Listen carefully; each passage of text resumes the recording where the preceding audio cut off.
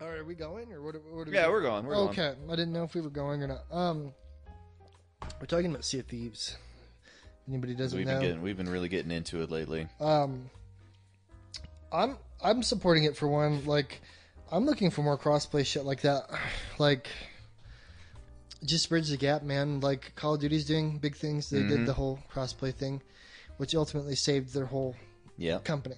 I guess You know what I mean? Phantasy Star Online, when they finally come out with their PC Yeah, we'll version, play that too. It's gonna be a cross-play as well. So. I played a little bit. I think it's fun. I have some friends that are like way more committed to it than I am. You know what I mean? Like, it's super weeby. Oh yeah, So it's like ultra weeb stuff. ultra weeb So like JRPG stuff. Yeah, that's a turn off for me a little bit. But the boss battles are fun. The combat is fun.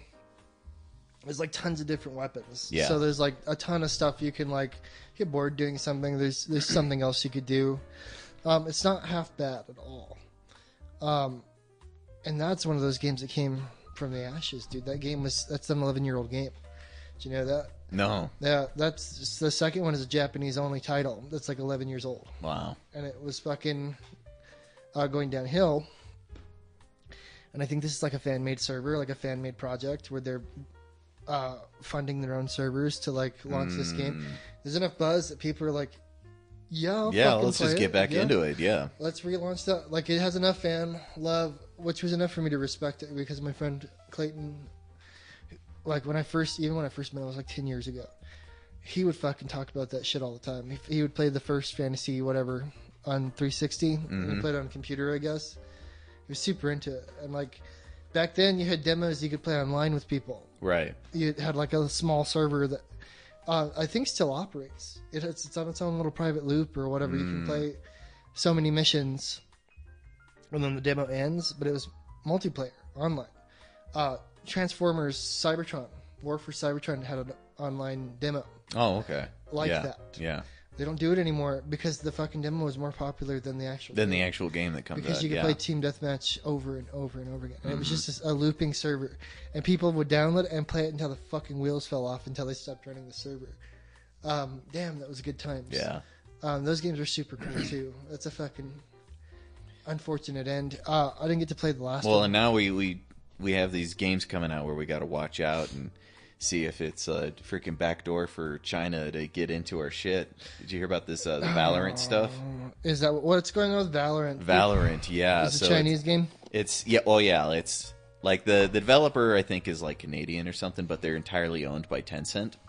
I didn't know that. I've been hearing Yeah. a lot of buzz about Valorant. And so people are that are already like perked people's ears, and they're like, a game coming from a company 100% owned by Tencent. That's a little odd. And so then, when the closed beta came out a couple weeks Doesn't ago, that company own TikTok as well? Tencent? yes, either that or another one. But yeah, TikTok is entirely Chinese. It's 100% Chinese. It's 100% Right. Chinese. Yeah. God bless And America. it's that was the funniest thing when my little brother was living here, was he was tapped into the Chinese surfers for TikTok. And so he was able, through all this coronavirus stuff, he was able to catch all of the Chinese propaganda. It is a tool of Chinese propaganda. Oh, fuck yeah, it hardcore. is, dude. And Fuck so he was yeah. able to pull it up, and he's just like, "Here's what the Chinese are freaking saying about this shit. You got to see this. This is crazy." I fucking believe it, dude. Oh I my believe it was a God, fucking dude. nightmare. He should have recorded all of it and sent it, but they'd probably try to black bag him and fucking take him away. Poor Kevin. Oh, it was crazy. But like when there was the whole deal where we were afraid of World War III with Iran and stuff, like, oh man, the CCP was like pushing that. They're like, do it, Right. do it. Right. They, and unfortunately I feel bad for Iran because they're run by fucking such fuckheads, dude. Oh, yeah. None of their people want No, to go they to don't war deserve with any of anybody, that shit. Yeah. And they don't fucking deserve what would happen. Like, I'm not saying... We all know what would happen. It would go on for like a couple months. It would go from a war to a small conflict. Russia would not be involved. They'd be like, fuck it, blow them up. Like, you know what I mean? And then Yeah. they'll come back. Russia will come back and rebuild it. They'll make the Americans pay for it after we destroy it again. You know what I mean? Put Yeah. somebody else in power. Just like it does every time. Nobody wants to do that. No. Iran doesn't want to look weak, but they're fucking in bad shape right now. And so, like, they're just thumbing their nose at pretty much whoever will listen. And Yeah. America's like, well, look, if you fucking do that shit again with the ships, we're gonna fucking blow you up. Right. And they're like, oh yeah, well, fucking maybe I won't then, because I haven't heard any fucking shit since. But well, and that was the thing, was a lot of that stuff from that was just like last summer, wasn't it, or like last fall? Well, they recently threatened one of our ships. Right. But the stuff that was happening last year, I didn't believe a lot of it. I didn't believe a lot of it was Iran so much. I believe it was their politicians. Well, like the thing that really kind of made me look sideways at it was that missile attack on Saudi Arabia. Right. Where they were just like, oh, they hit the oil refinery and stuff, and they've knocked us down to like 50% production capacity. Well, you know how oh, America, come and save us, come and save us. And then the next day, they were back up to 95%. I was like, well, that fixed pretty goddamn fast. Yes, it does. When it comes to oil gets fixed very fast. That's how the whole fucking planet runs, man. It's a cry wolf scenario. Yeah. You know what I mean? Yeah. And, I mean, the thing is, like, everybody knows what's going on for the most part. Yeah. And most people just don't care to listen, you know what I mean? But when it comes to the oil game, like, it's pretty fucked up. And it's been widely known as being fucked up since the oil thing started, like, back in the day. With, There Will Be Blood is the whole movie about. Right. How fucked up the oil game is. Fucked up, yeah. Yeah, it's exactly like that. But when it comes to other countries, like, that's their only stake, and that's their only skin in the game, dude. Yeah. For countries like that, they don't have a whole lot of exports beyond that fucking giant oil reserve, you know what I mean? And they're even trying to get out of it. Saudi is trying to get out of it. Saudi doesn't really want anything to do with oil in the future. The next 20, 30 years, they're trying to get out completely. Yeah. They're already investing in renewable resources and...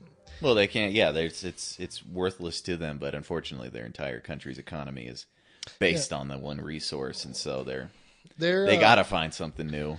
Well, they're doing a good job, from what I understand. That they're funding a lot of fucking crazy research. All these people with all that oil money are throwing it at something else for the future of everything else. You know what I mean?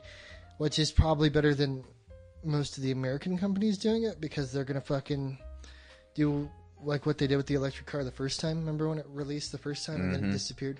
Yeah.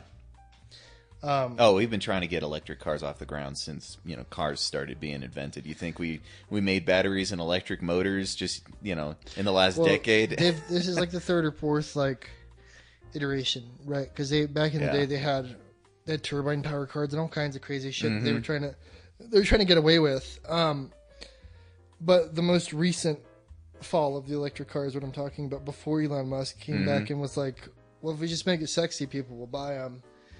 And he was just the guy came in at the right place at the right time. He just happened to be the dude that managed to get it off the ground, because the other people, they just disappeared. I remember they were like starting to push this initiative. We're going to have charge stations all over the place, all over the U.S. People have an option, and then it just like quietly disappeared. And then... well, it was the same thing with the ethanol fuels, yeah, it's a big game. The corn-fed fuels, they were trying to put those stations in all across the country. I think we ended up in our state with like one in Santa Fe. Yeah, and, they're also trying to use alcohol fuels for a while there too. But it's a dirty, dirty game, man. It's all fucking dug into politics on both sides, Democratic and Republican. Fucking even in the middle, man, you can't get away from it. Nope. It's too much money. Too much. It's too much money. You can't say no to fucking...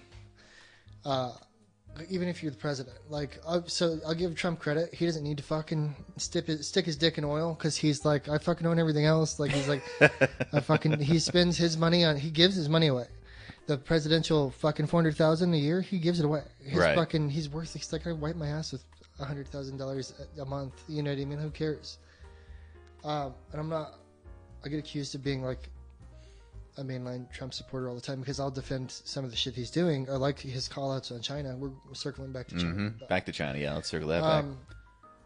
His administration is the only one that's been calling them out for their bullshit that they've been pulling for the last 20, 30 years. Like, how many spies have been caught in America within the last fucking 20 years that were Chinese? Oh, and we just fucking pretend not to talk about it. You know what I mean? Like, even the Russians, like, they were doing Cold War stuff, which... I think we're fucking past the point where we're holding guns at each other, but we're like, we've been doing this so long, like... This is just the game. It's just the fucking game. We'll just chalk it up to the game. America and Russia, I don't think they'll ever go to war. But they'll fucking... they respect we Well, respect and each that's- other. Any that's the whole- another where That's the whole thing with the nuclear arms race and everything. Is the final conclusion that everybody came to is why does a country want nuclear weapons? so they don't have to do shit. Well, is so that you don't have to worry about a land invasion. That's it. That's it. So now we equally That's respect it. Not each even other. necessarily that you have to, threaten to use them or anything. It's just having them there means no land That's it. invasion. That's it. That's all. That's how it works. It's Nerf nuke. You ever seen Nerf nuke? Oh yeah, I love Whitest Kids, Nuke. Yeah, it's like, oh, we I definitely can't let that kid have Nerf we're gonna have to go fucking beat him up and take his Nerf nuke. And He's like, but he's poor. yeah, but what if he has like a shitty one or something? This could be dangerous, Yeah, man. we're gonna have to go fuck him up. So they just go beat him up and take his Nerf nuke. Crisis averted. Thank God. Good work, Russia. Like, and that's the fucking game, man. China, you can't fucking tell what those fuckers are gonna No. do. Those shady fuckers, No. man. Well, I didn't even finish the story on Valorant. No, No, yeah, so finish finding the out thing. about Tencent was just half of it. So the developer put in this anti-cheat software, but it's a bootloaded anti-cheat software. It's a problem. Yeah. And so that means that it preempts all other protocols or anything, including the security protocols in your operating system. And so pretty much like can be used as a backdoor to completely control your PC. Yeah. And so people are like, well, what the fuck is this? And went to the developer. They're like, why are you putting a freaking rootkit in order to play your game? I got to put a rootkit on my computer. And they were like, well, I mean, it's just for the anti-cheat, guys. We're not going to use it for anything bad. It's just like, really? Yeah. Who gave you the money to make this fucking game? To advertise this? To sell it? Oh, fucking China, really? Yeah, wow. Imagine that. So Imagine that game's going to be like, it's going to be dead on arrival when it shows up. There's going to be a lot of dumb people who are going to like see it because it's China is trying to make inroads on the esports scene with this game. Well, they're fucking. That's what this is. with the whole stink of Overwatch because the fucking Blizzard fucking sucked China's cock over the Oh, whole yeah. thing for Well, Chinese money. Well, this game specifically, like, it's dead set on esports because it is like. Well, they built it off of Counter-Strike. They built it off of Counter-Strike, but they CS:GO. based the overall gameplay off of Overwatch. So it's Yes. a perfect mixture of, and the art design and everything it's Counter-Strike, that competitive side, and then Overwatch, that kind of consumer side. Yeah, it's hella fun. I heard, but it's a fucking it's made by the Sith or Skynet. Yeah, it's Chinese it's a Skynet. trap. It's a trap. Well, and they fucking all this stuff has come out before too. Being the same with the tariffs, like I was talking about, Trump's administration has been calling them out for all this other shit. They check all these products, dude, and they find shit like They that. find shit. And Yeah. and China's like, oh well, fuck, I don't know what's going on. And they're like, what the fuck is this? There's a fucking microphone inside my router. Like, Inside my fucking TV. What the fuck is this? what's going on with this? Yeah, and they're like, oh well, we're fucking Chinese. What are you gonna do? Huh? And so every other president before that was like, no. No, naughty, slap you on the back of the wrist. Obama famously fucking was like, well, you just stop doing that. You just stop. Or we'll Because fucking... we're buds, or I'm not gonna freaking play with you no more. Yeah, or I'll I'm be gonna take sad. I'll just be sad I'll if you just don't be stop. sad. And so China stopped on like the one thing and they just found a different way to do it. And Trump was like, well, fuck them. Like, if they don't fucking want to play ball, then you cut them off. And all these other countries in China, like Thailand, they're like, we like fucking money. And Trump Right. said, you guys like fucking money? I love fucking money. Let's fucking money. And so all these other countries are making all kinds of money around China. And China's doing the best they can to like plant soft power into the U.S. You know what I mean? Mm-hmm. And people fucking don't get it, dude. And it was like the funniest thing about. I see it all over Facebook and everything else. And we're getting really like tinfoil hat today. You know what I mean? You might as well fucking put your tinfoil hat on. Oh yeah. As people don't even know, fucking TikTok is a Chinese product. Yeah. Like you were talking about, it's used to fucking sell propaganda and everything else. But that was, I knew that when this shit first came out. And I was like, everything from them, I'm like, I assume is a fucking shady fucking backstabbing attempt at doing something. Mm-hmm. Like their Huawei phones is a reason you can't run anything on a Huawei phone Nope. here in the U.S. because they've been caught fucking doing shady shit over and over again. And then People here don't seem to fucking really get it until recently, since this whole the Corona thing kicked off. Right. Suddenly They're it lands on their front door, and they're like, "Oh, fucking China did this," but all the products and stuff they've been using for the last 25 years, Right. that were fucking full of like viruses and bugs and shit like that, and it clearly attempts to fucking find some way to take American money and divert it to China. Well, Or how about political power. entire telecommunications systems Yeah. provided, and like all of Europe is in trouble right now because their entire telecommunication system is set up by Chinese and maintained by Chinese companies. Yeah, and now they're starting to question the whole fucking deal, which is what America has been telling everybody. That, hey, that's probably not a good idea. And they're like, shut up, America. You're fucking paranoid. And we're like, well, we are fucking paranoid. Well, hell For yeah. fucking good reason. Because we're fucking real tinfoil hattie over here. You know what I mean? I was watching a documentary on something about...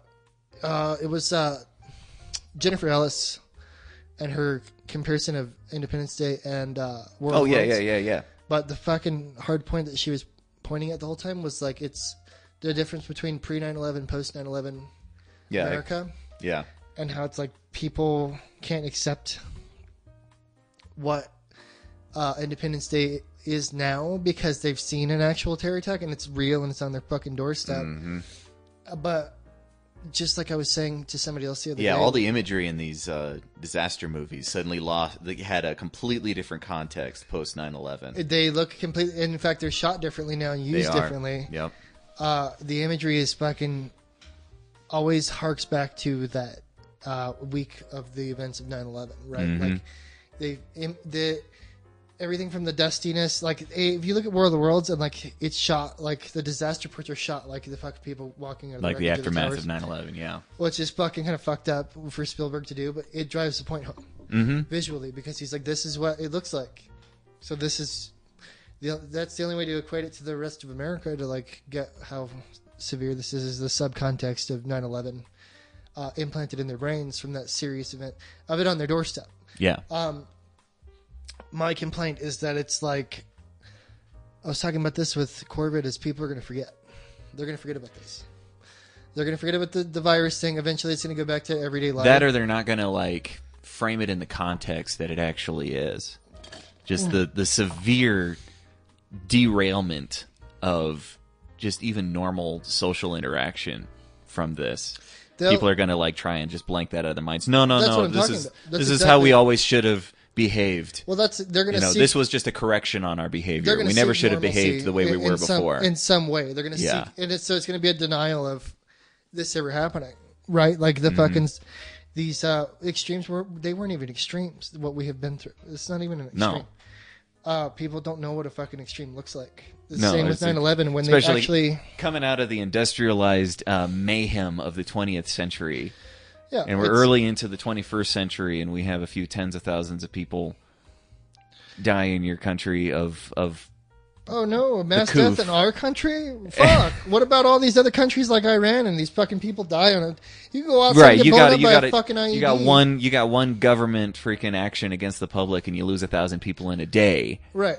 And now they're like, you can't frame it like that. That's fucked up. It's super severe. I was like, there's countries that fucking Vietnam is full of mines and explosives, so you can't even fucking go out in your backyard without fucking risking We lost getting your cock blown 500,000 people, I think, in the Syrian conflict. up. Yeah. Oh, And that wasn't even like a full-on, all-out war. That was No, just a constant just a military freaking conflict. grind of death and mayhem for a couple of years. But it's not real, Ross, because they can't fucking They can't see it. It didn't affect their little bubble. They weren't making their summer trips to Damascus and I can't go being to just like, Walmart anymore. that building's gone. Oh my god, I Yeah, can't believe My it. mom's grandma is... Whereas now, where you can't even go to the park and stuff, suddenly it's real. It's Oh, my mom's like, so like, my mom's mom, she's going through like starting to show early signs of like dementia and stuff like that. So like, doesn't get why she can't go to fucking Walmart, which is like the one joy of most old people at this point is to go to Walmart and go fuck around and, you know what I mean? Do old people shit, right? And they're trying to explain to her, you will fucking die. This will kill you. You'll die. And they're like, you're just trying to fucking keep me from going to Walmart. And it's like, that's essentially, everybody has different sized bubbles. as far as they can see. Yeah. Some people have fucking veils set super short. Walmart in the house. But some people, like, say all of Albuquerque, they see all of this, and now all of a sudden, because they can't travel somewhere, they're like, oh, fuck. I was going to go to fucking Europe someday. Like, now I fucking can't because of the virus. Right, Like, my whole right. fucking life is fucked up. The world is ending. I can't go to my job anymore and, like, maybe your job sucked to begin with. Maybe you had a shitty job. You know what I mean? Like, maybe this is a call out to some people else. Maybe try doing something else. Use it as a positive thing. I'm not saying I feel bad for people that are hard up. I don't have a job right now. Right. You know what I mean? Like, people are hard up. But it's really not that fucking bad. You're still living in America. You're not fucked. There's some people that are fucked when this happened. Like, they're living in some other country. Now they can't fucking go to work.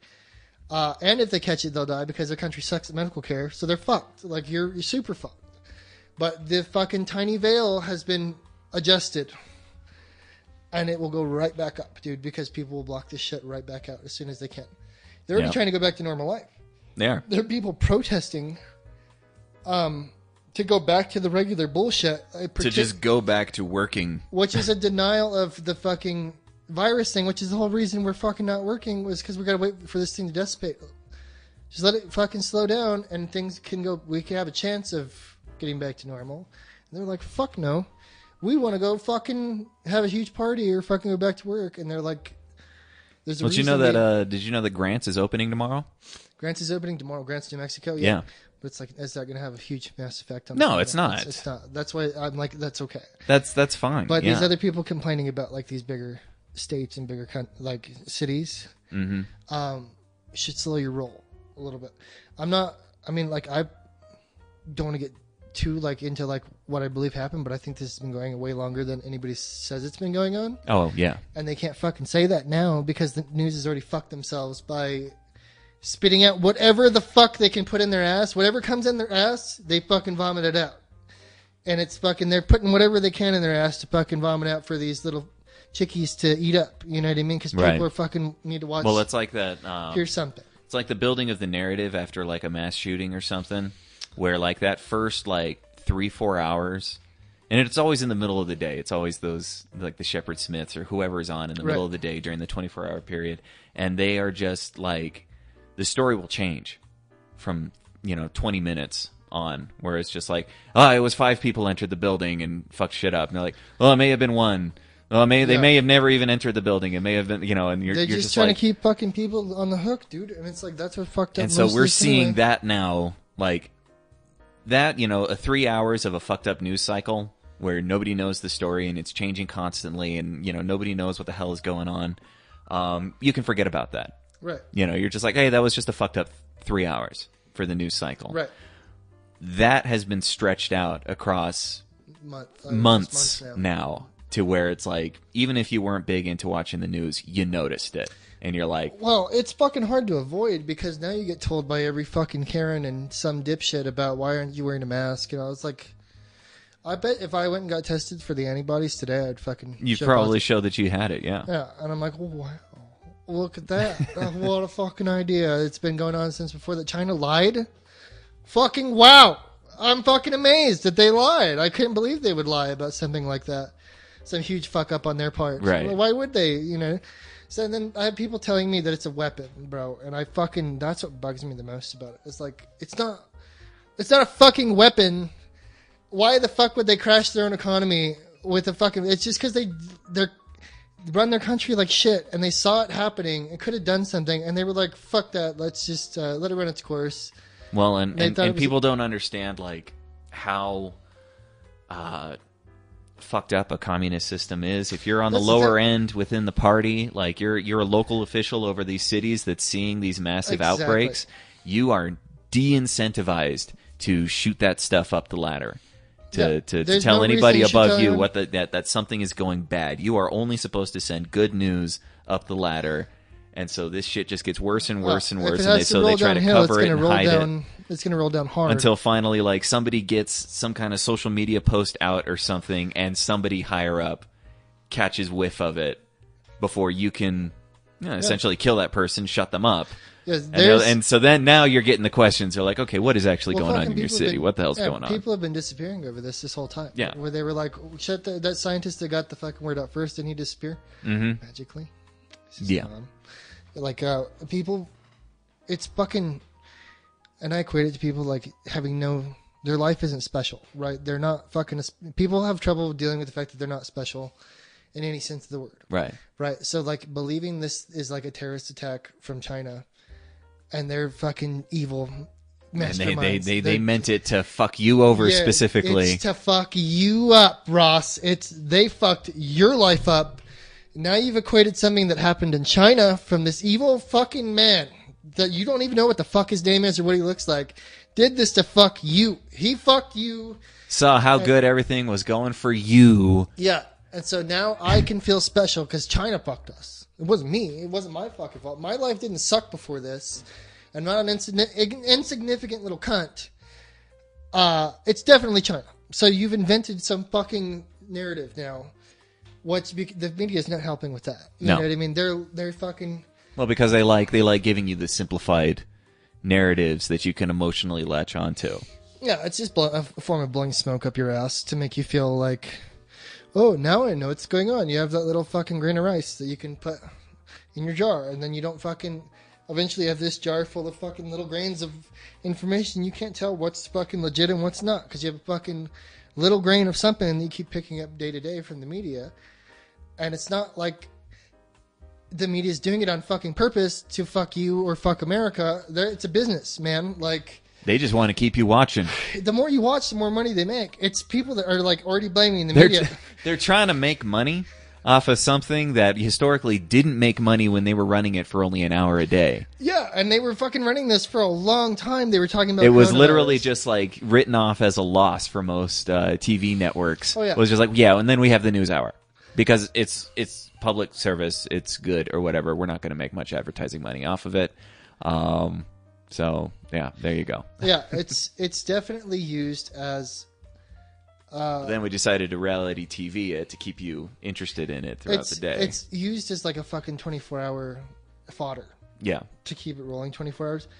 And this is how it operates. When, again, even a 24-hour news cycle, you only have to watch an hour of it to get what you need. Right. And it's like it's the fucking Miss Hodgepodge bullshit. They don't even know what's really going on. They don't know who to ask. You can't fucking call China and ask, hey, well, what the fuck is going on here? Like, they're going to fucking tell you the truth. Yeah. You know what I mean? Nobody's going to fucking tell anybody anything. And it's the fucking conspiracy theories that bug me the most. Like, I'm not even going to acknowledge the fact that people think it's the fucking 5G towers fucking doing this. You know what I mean? Like, I don't have fucking time for that kind of stupid...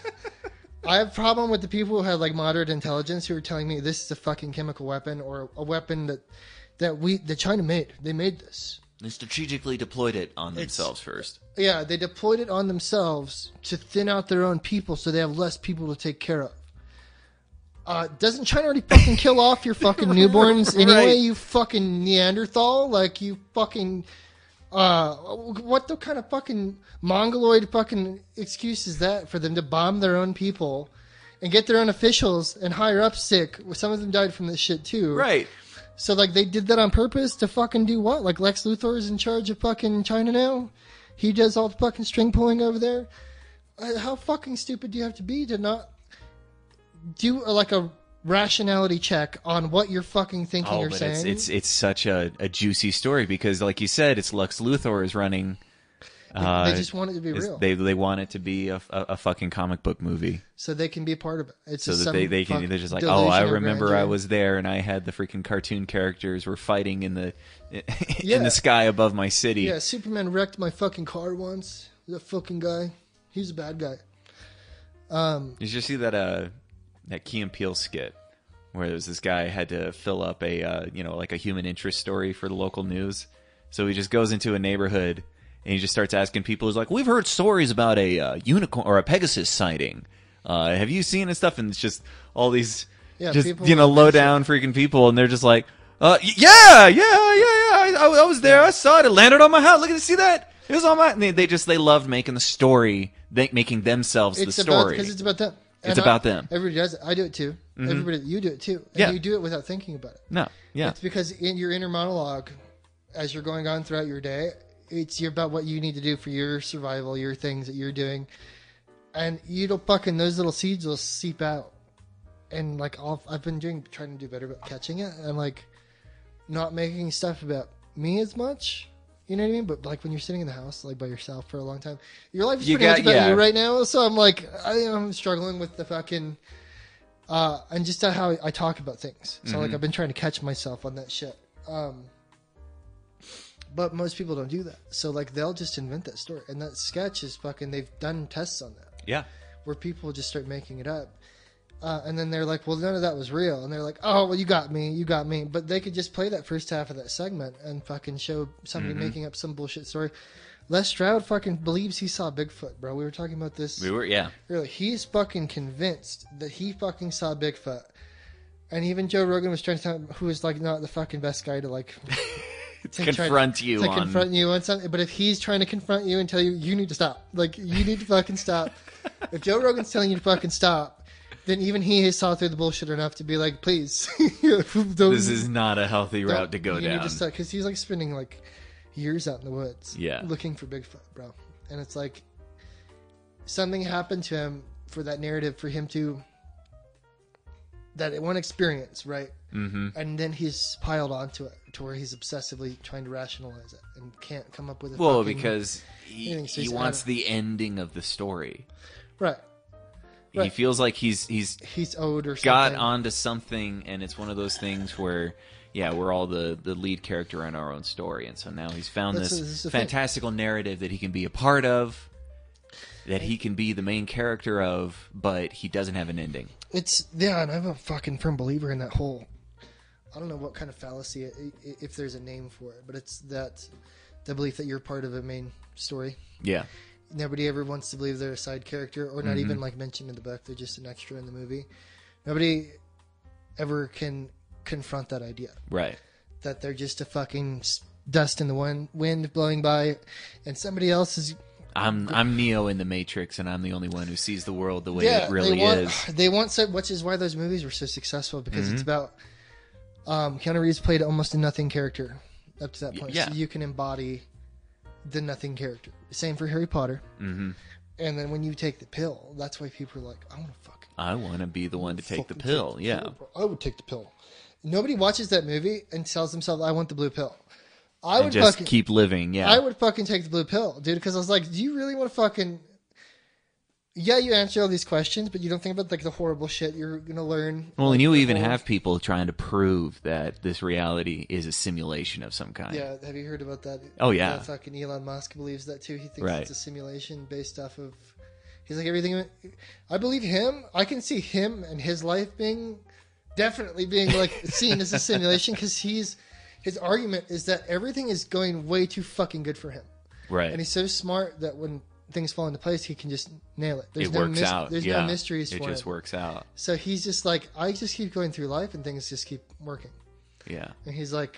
You end up, when you get to that level, you end up with kind of weird, screwed up ways of looking at the world. Didn't this happen to Howard Hughes also? That's what I'm getting at. Oh, okay. Yeah. Well, I mean, they attribute a lot of his stuff to OCD and things. He definitely, that definitely caught up with him, because he was like pissing in jars and stuff. Yeah. I can't remember how that fucking came up, but Well, that was what the movie The Aviator was pretty much entirely about, was his sort of OCD thing. I kind of feel like that movie was almost a character assassination by Hollywood of him, because he was kind of, in Hollywood, he was kind of seen as like the proto Weinstein. He was, at the time, he was larger than life. He's like what Elon Musk is now. Mm-hmm. He's essentially the same. And so they get Leo DiCaprio to play him, but play him kind of almost mousy throughout it. Kind of his, you get this character who's, or this actor who, it took a long time for DiCaprio to kind of throw off his boyish good looks persona. And I feel like it wasn't really until recently that he managed to really... Goddamn, he was unlikable for me for like the most part of his life. You know what I mean? And like specifically for that aspect, really, because he was kind of this timeless guy caught in this, the heartthrob mode. Yeah. And so it's not until like he got into his 50s that you're like, oh, okay, he is just another guy. It's I I feel bad for him too because it took me a long time to understand him. Right. It is. Look at that bird, dude. I'm watching this bird like grab the side of your window. Yeah, do crazy these shit. birds do crazy stuff. Well, I mean, we had last week. We had a pigeon freaking run into my Yeah. sliding glass window. I fucking was like, how is he fucking holding on to the window, man? Yeah, he just I grabbed was onto like, the bug screen. It's We got these China! little I was like, tiny- fuck, they found us! I was like, shit! No, I love just peeking through this back door sometimes and just seeing like what shows up. I get this blue jay that shows up sometimes. Oh, and neat, dude. I fucking Yeah. love blue jays. You don't get to fucking see them that often, man. It's kind you of don't rare. see the tiny little finches like that very often. No, either, 'cause that's why I was they like- live like deep inside of those bushes over there. And And he's like fucking not even the size of my thumb. yeah, You know what I mean? He's a tiny little bird. I was tripping out because he's like stuck to the side of the window, hanging off the side and like walking around on the screen. I Yeah. was like, what the fuck? What the fuck is that? But you were talking about the character assassination. But And I yeah, agree because with you. the thing is like they did not really personify Howard Hughes. I feel like in that movie because Howard Hughes was he was a big guy. He was a big tall guy. You can't imagine him just like speaking kind of in that DiCaprio mousy kind of way. And then they wrapped the entire narrative of the film around his neurosis. And, Yeah, it was, and I don't know if that was like, because I felt like it was Oscar bait. Oh, absolutely. Yeah. Because they tried to do this, like Russell Crowe did this with A Beautiful Mind, right? Mm-hmm. But he didn't play somebody who was very well. John Nash was not very well known at all. Yeah. In fact, some people can tell you about the movie A Beautiful Mind and still can't tell you what John Nash's greatest achievements were in life. Besides, he was like a crazy dude that Russell Right. Crowe put, and he Right. like reset the formula for how we run the economy. He basically is the grandfather of like modern The economics. modern economic, yeah. And people are like, oh, but Russell Crowe's handsome.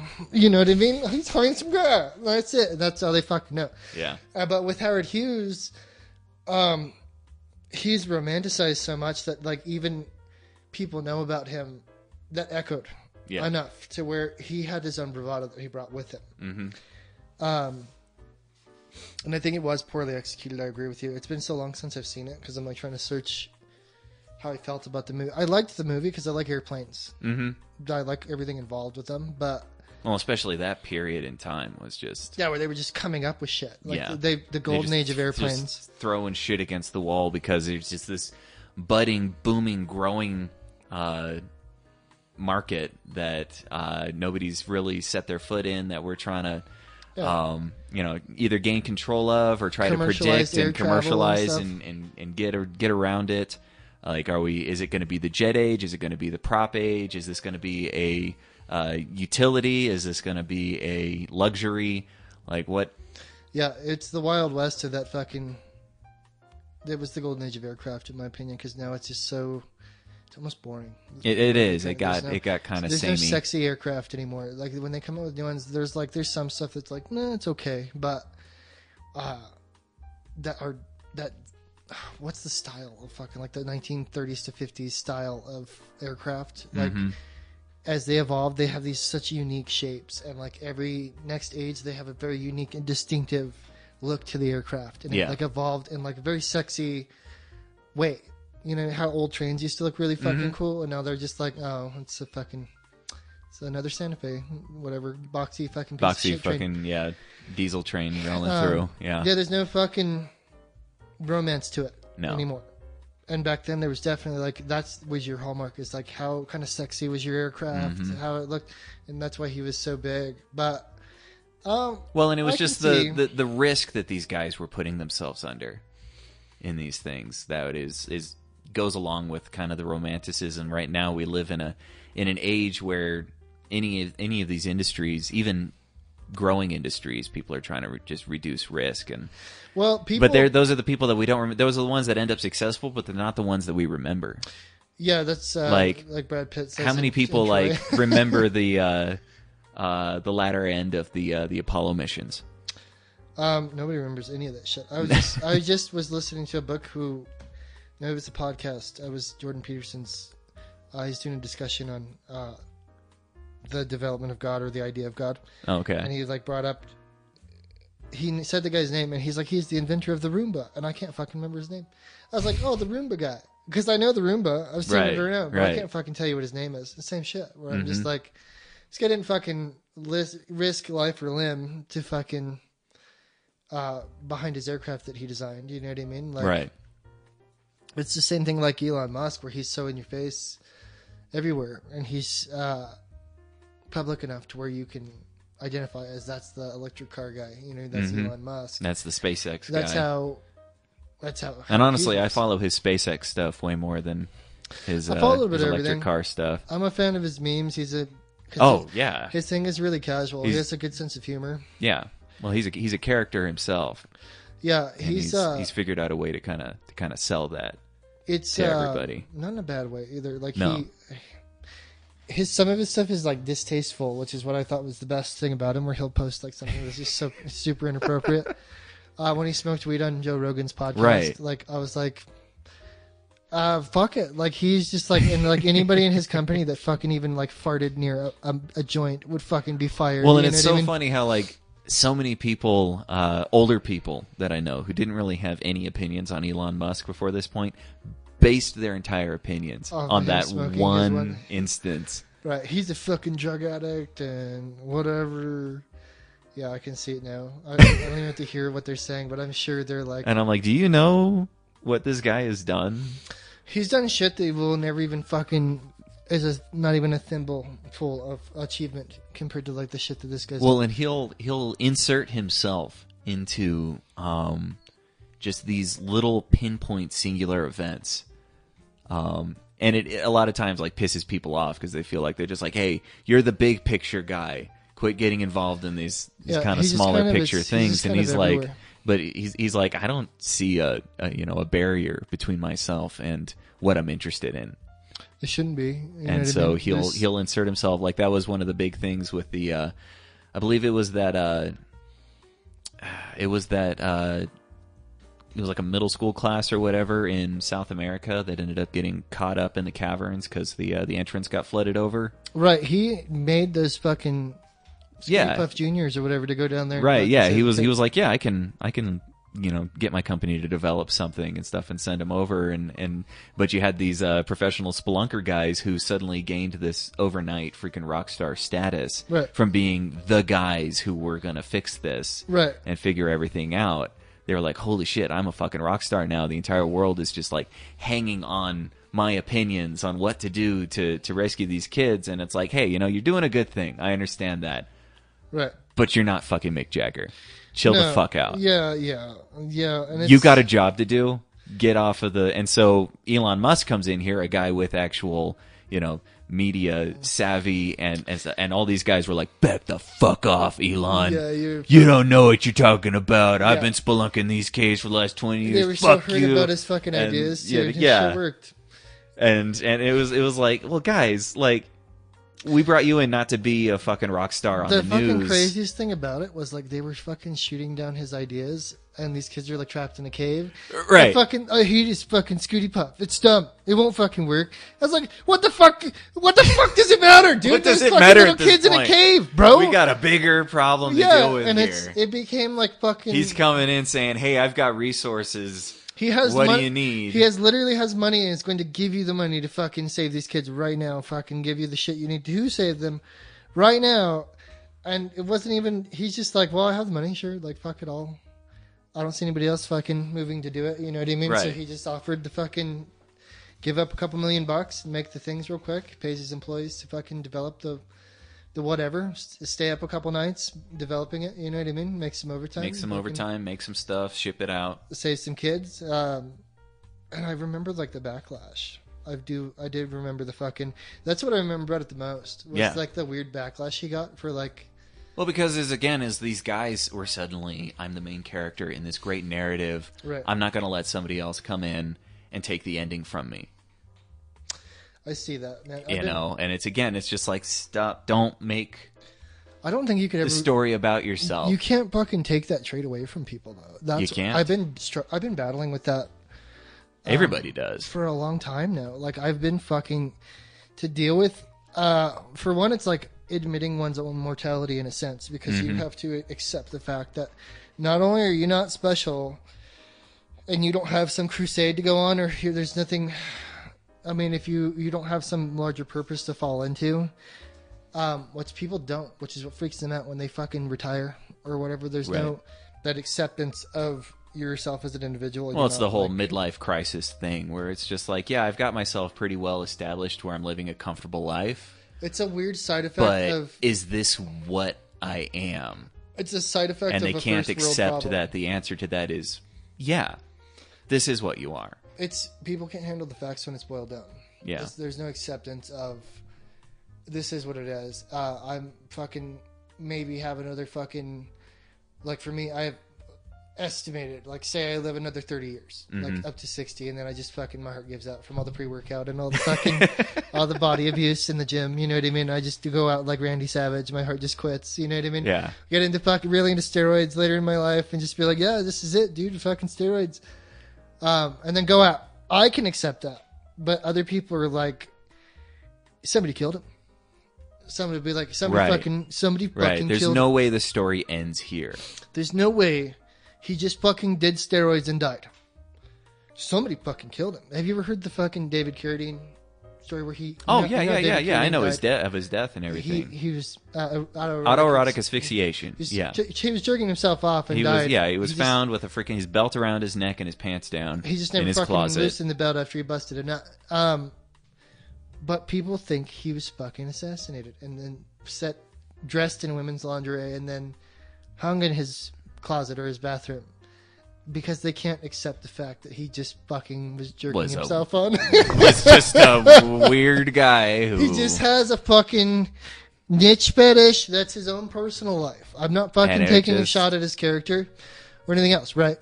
The point of the story is that... People die in stupid ways all the time. It's just fucking part of real life.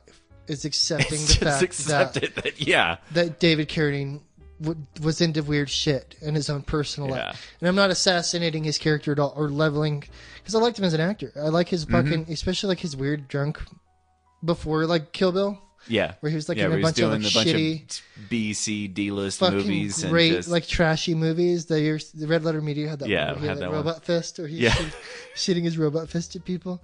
I love that fucking trashy shit. He was into weird shit, man. But it's like people couldn't acknowledge the fact that he was into weird shit. When Robin Williams killed himself, people could not deal with the fact that Robin Williams killed himself. Right. There are people that still are in denial that he chose to kill. He chose to end his own life. He chose to. Somebody, like when people commit suicide, they have. It's an effect. It's an affront to them. It hurts them selfishly. That this person would just waste the gift of life. He's fucking rich. He's fucking Robin Williams. He's happy. That's fucking genie. Like, what the fuck? Mrs. Doubtfire? They can't accept the fact that he, because I think he was developing Alzheimer's. He was starting to slip. He was, well, and he'd struggled with, emotional imbalance issues his whole life. He's dealt with his depression and everything like for most of his life, which is why he was such a good actor when it came to serious stuff. Yeah, because he had a grasp on, probably a grasp on more ranges of emotions and dealing with life than more people will ever be able to like tap into that frequency. He's a very intelligent man. Robin Williams was. So my dog is dead. right, exactly. Like he could fucking tap into these feelings and act, and he was even to like say Jack, which is an emotional roller coaster ride, a showcase of his. Yeah, it is a roller coaster of a film. It showcases his emotional range pretty well. Yeah, right. It's a good. Not a lot of people could just be thrown into a movie like that. Oh no way! And he's so colorful with his emotions that he can show highs and lows and do such a good job, and then deliver a fucking Oscar-winning speech like in Good Will Hunting or something like that. Yeah. He can do it. He grasps the concept. But people have ownership of him because they loved him in these movies. So they own Robin Williams, and he's not an individual to them. So like the fact that he wanted to kill himself doesn't register. That's not fucking because it's part of their story for some reason. He's a part of their backdrop. You know what I mean? It's the same thing. It's this weird. I don't even know if it's a name for this behavior. Yeah. That people have this fucking like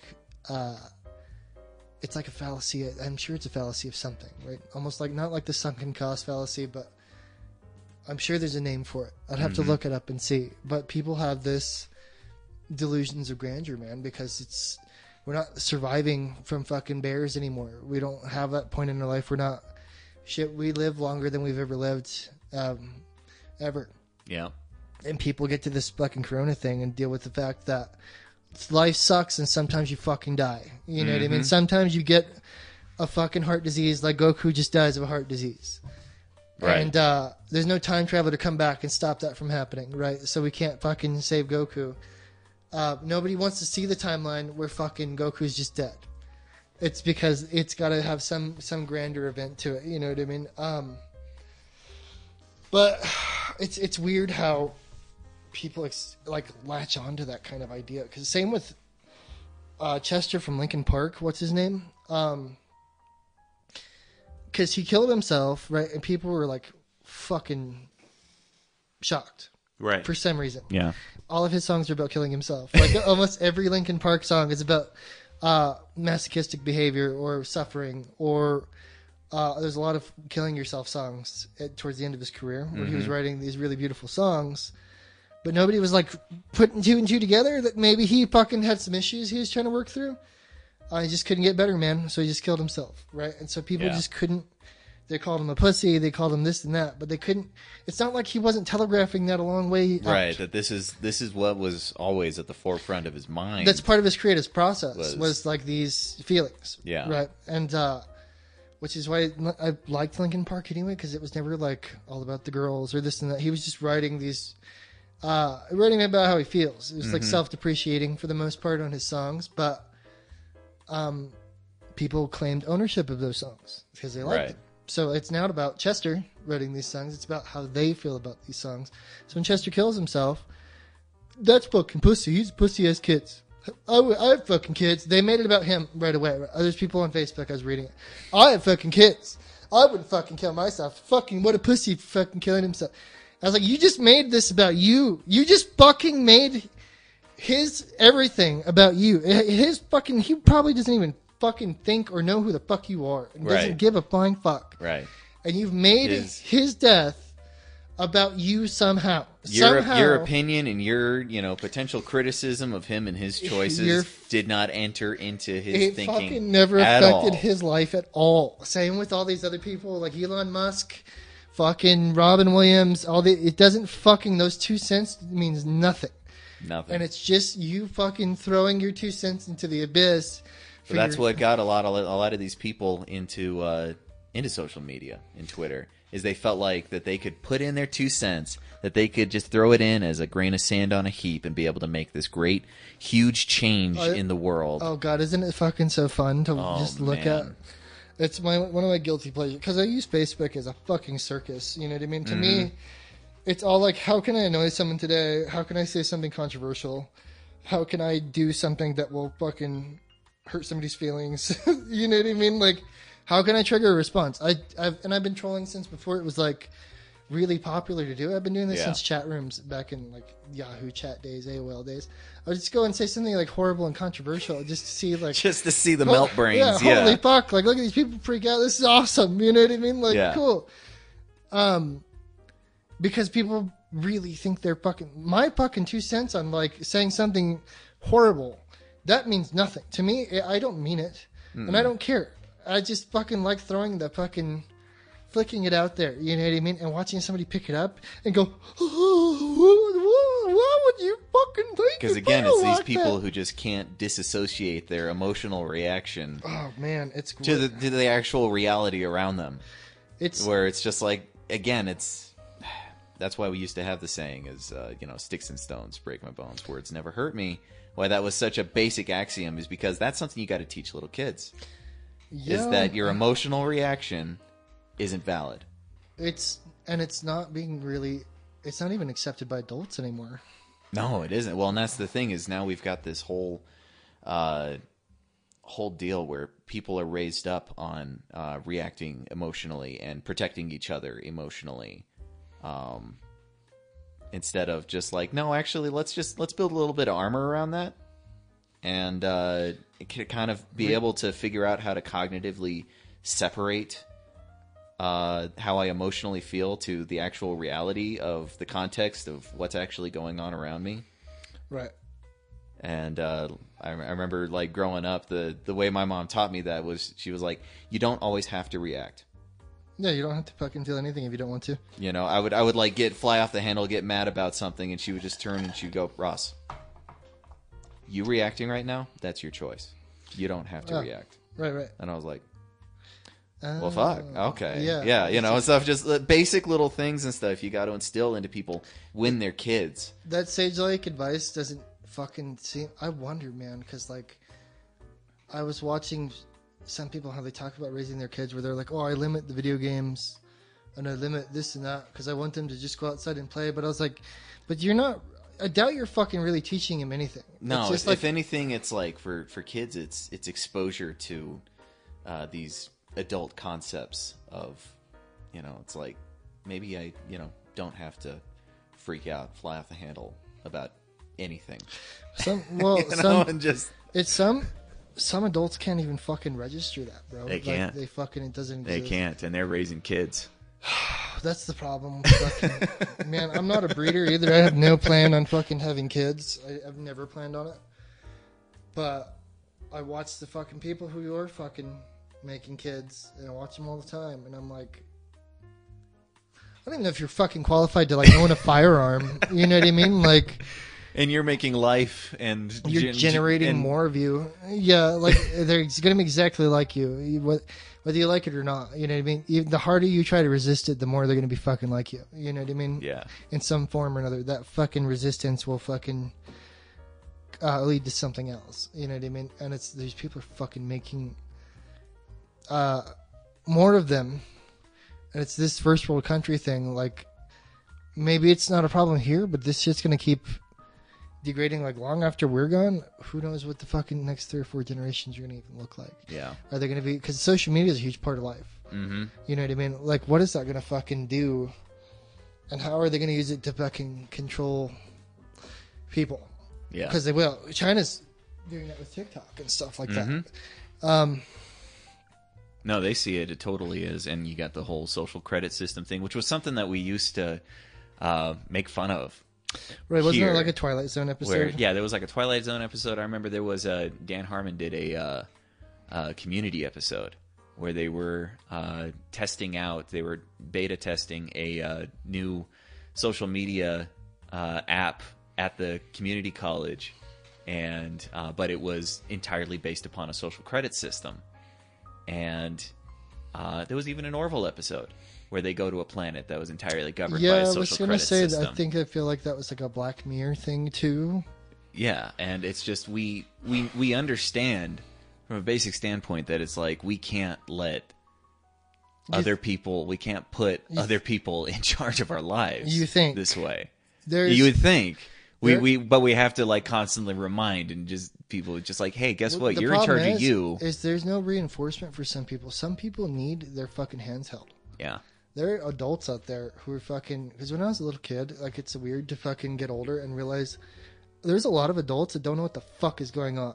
Yeah. And they live their whole life not knowing what the fuck they're doing or what's going to happen next. I have no fucking plan in life. Or, which is fine to not have a plan, ultimately. You know what I mean? But, like, they're flying by the fucking seat of their pants the whole time. Whee! And your little kids, they're like, well, they made it this far, so, like, they probably... know more stuff, and then it's like there was a cutoff where I stopped trusting adults. Yeah, I stopped trusting everybody. Where I'm like, that's like your first sign of like your own intelligence coming out. You know, where you're like, don't take everything. You start meeting other kids and interacting with them and stuff, and you like have to weigh out the shit that they're saying. You know what I mean? And deception is everywhere, and those are little things you learn like around high school and stuff like that. Some people never get past that and never learn those lessons and make it into their fucking 70s, and live fucking watching CNN their whole life, and fucking now the world is ending because of this fucking disease, and they're just like, oh my God, like what the fuck? The whole fucking world is doing this. China did this to us. Or like the military guys, they're probably the biggest ones who have had their hand held for them their whole life. There's a difference between two types of guys. There's guys that fucking love it. Yeah. They fucking love being told what to do. They don't have to think for themselves. Whether they admit it or not, Oh, yeah. they fucking get off on not having to fucking decide what to do. It's decided for them. Oh, yeah. It's great not have to wake up and think about what you have to accomplish that day. Yeah, you get told just- told what you're going to do. Yeah. And other people are like, they do their fucking term for 4 years, and they're like, fuck this, and fucking patas paria, and fucking never come back. They don't fucking, but some people stay in there forever. Mm-hmm. Yeah, and then they just like love that guided lifestyle, life on rails. You know Yep. what I mean? Yeah. And it's kind of like two kind of people, even in regular society outside of the military too, where they, mommy held their hands for way too long, maybe, or they just liked how that was fucking. Things were too safe and cuddly as a kid, you know Well, what I how mean? about the people who just stay in college and It's the just same kind of thing. never get out of school? They find themselves in a nice little safe little bubble pocket, a circle of friends in there of just like-minded people where everybody's in agreements with each other, and you don't have to worry because you're just reapplying for federal loans or whatever, and you can live just on it forever in your little tiny world. Those people become teachers. yeah. Those people just become, they stay at the college. They stay in that world. They find out just sort of the next level of that bubble and just stay in it, and reinforce those habits into other people. Into and, dumb fucks, Ross, you can say it. There's dumb fucks that fucking go to college. College is not necessarily for fucking smart people. No, it's not. It's part of that package deal that they fucking give you where people assume that education and intelligence are the same thing. Mm-hmm. And you Well, can't, and then add another layer. Success is an automatic result they think that it's a result of fucking education. of education. Right. And that's part of the package that they fucking sell you. Yeah. Right. So like, some people go to college because they're like, well, I'm a smart dude. I want to fucking be smart too. So I can get that fucking piece of paper, have my engineering degree or whatever. I fucking have a fucking degree in business and shit. But that's how they define themselves for the rest of their lives. Mm-hmm. I have my piece of paper. I'm smart. Yeah. So if anybody asks, I'm fucking smart. Look at my fucking piece of paper on the wall. You see it? It's out there where everyone can see it. It's on the wall. You know what I mean? That's how they define themselves. They never fucking learned to live past that. Because they didn't have any fucking ideals getting into that point. Mm-hmm. Maybe society pushed them to that point where this what they feel like they need to do. They go to college, get their college degree, and then everyone stops holding your hand after that point, and they're like, what am I supposed to do? You join a cult, you fucking get religious, you fucking do something, you know what I mean? And that's what the fucking whole book Fight Club is about in the beginning, is like acknowledging the fact that you don't fucking have to do anything if you don't want to. There's no fucking set rails. You can just fucking do whatever the fuck you want. You don't have to live in a nice house or own any of this other shit. Because ultimately, that doesn't fucking mean anything. Those things don't define you as a person. And when you strip all that away and you can't deal with the thing that you are when you don't have those things. When you don't have those things, yeah. That's when fucking people break down. Yeah. Because it's not about surviving fucking bears and fucking crazy dinosaurs and shit anymore. It's about how much shit can I acquire, what path I can walk. And all this is like business incorporated shit that's like... How do other people see me? It's spoon-fed to you, man. And Yeah. it's all psychological conditioning, like, from businesses to sell more shit. And ultimately, it doesn't mean anything. Like, the education, I've been dealing with that too, where I was like, maybe I should go get educated on something like challenging, to challenge myself. But only now that I'm old enough to realize, like, it's because I want to be challenged Right. in a new way that And that's... I could see myself doing it. You know what I mean? So, yeah, when I was in school, I loved it. But I kind of saw it as a vacation. Right. Like, when I got laid off from my job and I went back to school to finish off my associates, like, and it's weird when I talk to friends of mine who are in school and they see it as just a grind, as just, they see it as a job. And Right. they're not having fun. They're not enjoying it. And I'm like, are you fucking kidding me? Like, this is the most fun time of your life, honestly, doing this shit. This is the easiest, most fun. Yeah, you don't have any real Freaking responsibilities. Brain other than, dead, like, no responsibilities. Nobody has any expectations of you. You can just say, I'm in school and then nobody thinks you're a deadbeat. Yeah, well, because you're in school. People love you when you're fucking working towards something, but not when you have it. Not when you have it. They don't give a flying fuck about that. Yeah. But I'm working towards this. I've got, I'm in school. I'm currently enrolled. I'm taking classes. People are like, hey, and so you get to live essentially a deadbeat lifestyle, but not be considered by society as a deadbeat. Right. Which is fun. Which is fun. It's fun. Is super fun. And so it blows me away when people come back and they're like, oh, college was so hard. I'm like, dude, college was a vacation. Yeah. College was so much fucking fun. College, I mean, but it's all in what you put into it, dude. Like, Yeah. I'm not talking about fucking overloading. Some people overload themselves like fuck. And I mean, I wasn't ever... I wouldn't mind the overload, but I've seen some people that take on way too much for college. Yeah. And they're like fucking doing way too many things instead of like having... There's nuances and a fucking rhythm to it. Mm-hmm. And I've never been fucking good at that kind of thing. And I think that's why it would be fun to challenge myself, to force myself into a rigorous schedule of study this, now this, and then work out at the same time, because now I'm good at, like, I have my discipline. Mm-hmm. I've earned self-discipline. Yeah. I didn't fucking have any self-discipline when I was a kid. I didn't give a fuck about school. No. I was like, where can I find the next piece of ass, and like, where is all the weed at? You know what I mean? Like, who has weed now? Because I ain't got no fucking money. Like, let's fucking figure it out. Which is I think that's an important part of life anyway, because people are scared of that choice to do nothing. Choosing to do nothing is a choice. It is a choice. And it's, you can either use it to grow as a person, or use it to fucking, some people fuck up. Just fuck off. They Yeah. fuck up and go off the rails too. You can fuck off, and fuck off can be a good thing. I can see it as a good thing, because it's spiritual growth. You're learning as a person if you use it constructively. Yeah. You know what I mean? You go out there and make mistakes, and like, you learn from your mistakes. You know what I mean? Some people never learn from their mistakes is the problem. Yeah. But seasoned by life is probably the best way I put it. Yeah. I mean, you're letting these people take on hundreds of thousands of dollars of college debt, and they don't even have fucking fully formed brains. Honestly, I would say that, like, the worst possible person to get stuck in college is somebody right out of high school.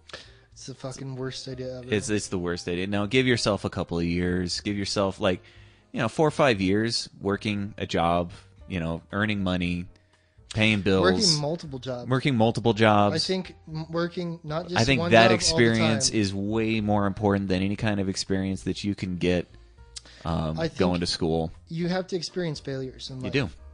You do. And I think fucking up at multiple jobs and like working multiple jobs, not just like working 3 jobs at once, but like do this for a little while, then do something else. Mm-hmm. Do something else, and fucking get work experience going different places. That's where you're going to fucking get a grasp on life. You know what I mean? Yeah. Injecting yourself into strange new situations. You know what I mean? And see how you fucking adapt and grow. And some people can't fucking grasp or fathom. It's too scary to just be like, but I don't know how to do that. I'm like, fuck it. That's what fucking makes it great. That's what makes it like, great, we're yeah. gonna fucking learn how or die. Like, Yeah. they're like, die. And I was like, die. Die! Whee! It'll be all over if we mess this up. Yeah. Fuck it. I mean, you get one shot. You know what I mean? So just have a good time. But it's those people who, it's dangerous to get caught in that rhythm. And it's just like those college people who fucking stay in their safe space in college. Well, because then that, gaining that experience, that work experience, becomes this whole risky unknown. Now they have a whole lot of added risk on top of it from student debt and everything. And so then they just see it as this unscalable wall. Real life is this unscalable wall that they'll be afraid to try and scale. When you're getting right out of high school, that wall is fuck it. Is just it's you don't even notice it there. You're just like, fine, I'll just fucking work. When you're young and you don't give a fuck, bro, there's like, you're not worried about freaking working a job making $9 an hour carrying around dead bodies and shit. Because you're just like, I'm an 18-year-old fuck. Why would anybody respect me for what I've done? Yeah, and you don't have to. There's no fucking scars, man. You're a shiny new car. You go do something. You know what I mean? But people fuck up. And so you get that, you realize kind of the context of living in that world. And then, maybe think about school. You know, if you're just like, all right, time to get out of this mode, kind of this low end mode, because that was what got me going back to do my associates. Was, you know, I'd been working a job for like 4 or 5 years, got laid off, and then everything that I was gonna get, that I was gonna be qualified for, I was gonna end up just working for the same wage as I started at that company. Yeah. You know, and so I was like, what do I need to do to get to that next level? I'm ready to get to that next level. And so that was what made me go. He's like, you know what? I've got a couple months left worth of classes to finish off in associates, and I've got some savings saved up. Let's do this. I can go finish mine too. I've been thinking about it. But. Yeah, and so that was why I did it, was to get to that next level. I'd gotten the experience, and so I was like, you know what? I don't want to have to start from square one again. I've had a couple of years of doing this. Yeah, the thing is like I fucking love that square one shit though. Maybe that's where we differ. I love being thrust into fucking uncharted waters and then adapting. Yeah, because I can learn really quickly, and maybe that's why I get bored with a set situation for so long. Because I'm like, okay, I can do this now. Like it's not exciting anymore. I don't feel like there's any risk if I'm fucking too good at it. You know what I mean? Right. I can't fuck up because I've already been doing it too long. Like there's no. Well, and that's another thing is my dad, he had a friend who just was able to just kind of keep growing and rocket through life till now. The guy's just like this, you know, multimillionaire. And he asked the guy, he's like, well, what's the deal with that? Like, how are you? He's like, I never stuck with a job for longer than 5 years. 5 years would be up. I'd be looking for something completely different. Yeah, after that. I agree with that concept. And just move to something else, something new, something I'm not familiar with, but just jump into that and succeed. And then, you know, and just after, you know, spending a little bit of time with that 4 or 5 years, I'm doing something else. You know, and so the guy's lived all across the country and everything, but he's been on a track of just growth every single time. And you can. That's and the just thing cycling his life like that. That's what fucking scares people is they're like, but you got to not be afraid to fuck up. You got to be afraid to not fuck up, and that is not a normal person. No, normal people don't just willingly fucking restart. To uproot and restart I had to get myself to that point every half a decade, and that takes just interesting life choices, I guess. I don't know. Like I just decided to keep. I noticed I was flourishing the best when I was not comfortable. Yeah. I do my best when it's a situation where I'm not comfortable. Mm-hmm. If I get comfortable, I start getting lazy and I lose my momentum and my potential. Mm-hmm. And if I can keep myself off balance just enough, I feel like I can feel that momentum, that moving forward. Yeah. And I like that energy, that potential. You know what I mean? So I can agree with that. But you got to choose like monetary stuff. Like right now, I'm not really focused on monetary gain.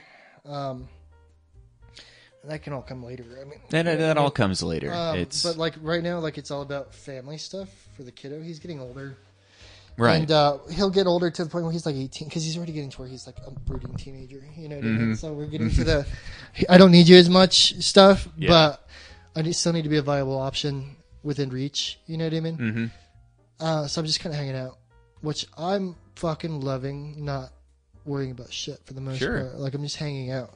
And I got like a couple years, like 4 years more of him before I have to have any real plan for anything. So I'm fucking soaking it up, dude. Like I've got no complaints, no regrets on the fucking on most of this shit. I mean, yeah, a better job with more money would be great, but that shit always seems to come to me. You got to be willing to take the opportunities. Is the thing. Yeah. Jump and be open to the opportunities when they show up. That's the thing is like, that's why I know I'll get something else because I'm willing to fucking jump and fucking grab the other opportunities that comes up. Yeah, you just gotta wait for it. You know what I mean? Some people fucking can't live that fucking reckless lifestyle because they're like, I have to have a consistent job. And it's got to stay on the rails. And the fucking coronavirus fucking ruined that. Well, and now I don't know. Let's be honest. That kind of a lifestyle has honestly been ruined for the last 20 years. Yeah, and they don't fucking allow. I mean, no company even treats you like that kind of guy anymore. No, they're being the 30-year career guy in a business is not the normal anymore. No, and you're rewarded for doing what I'm doing, for Yeah. being the opportunity, seizing For the just opportunity. being somebody who seizes opportunity. Yeah.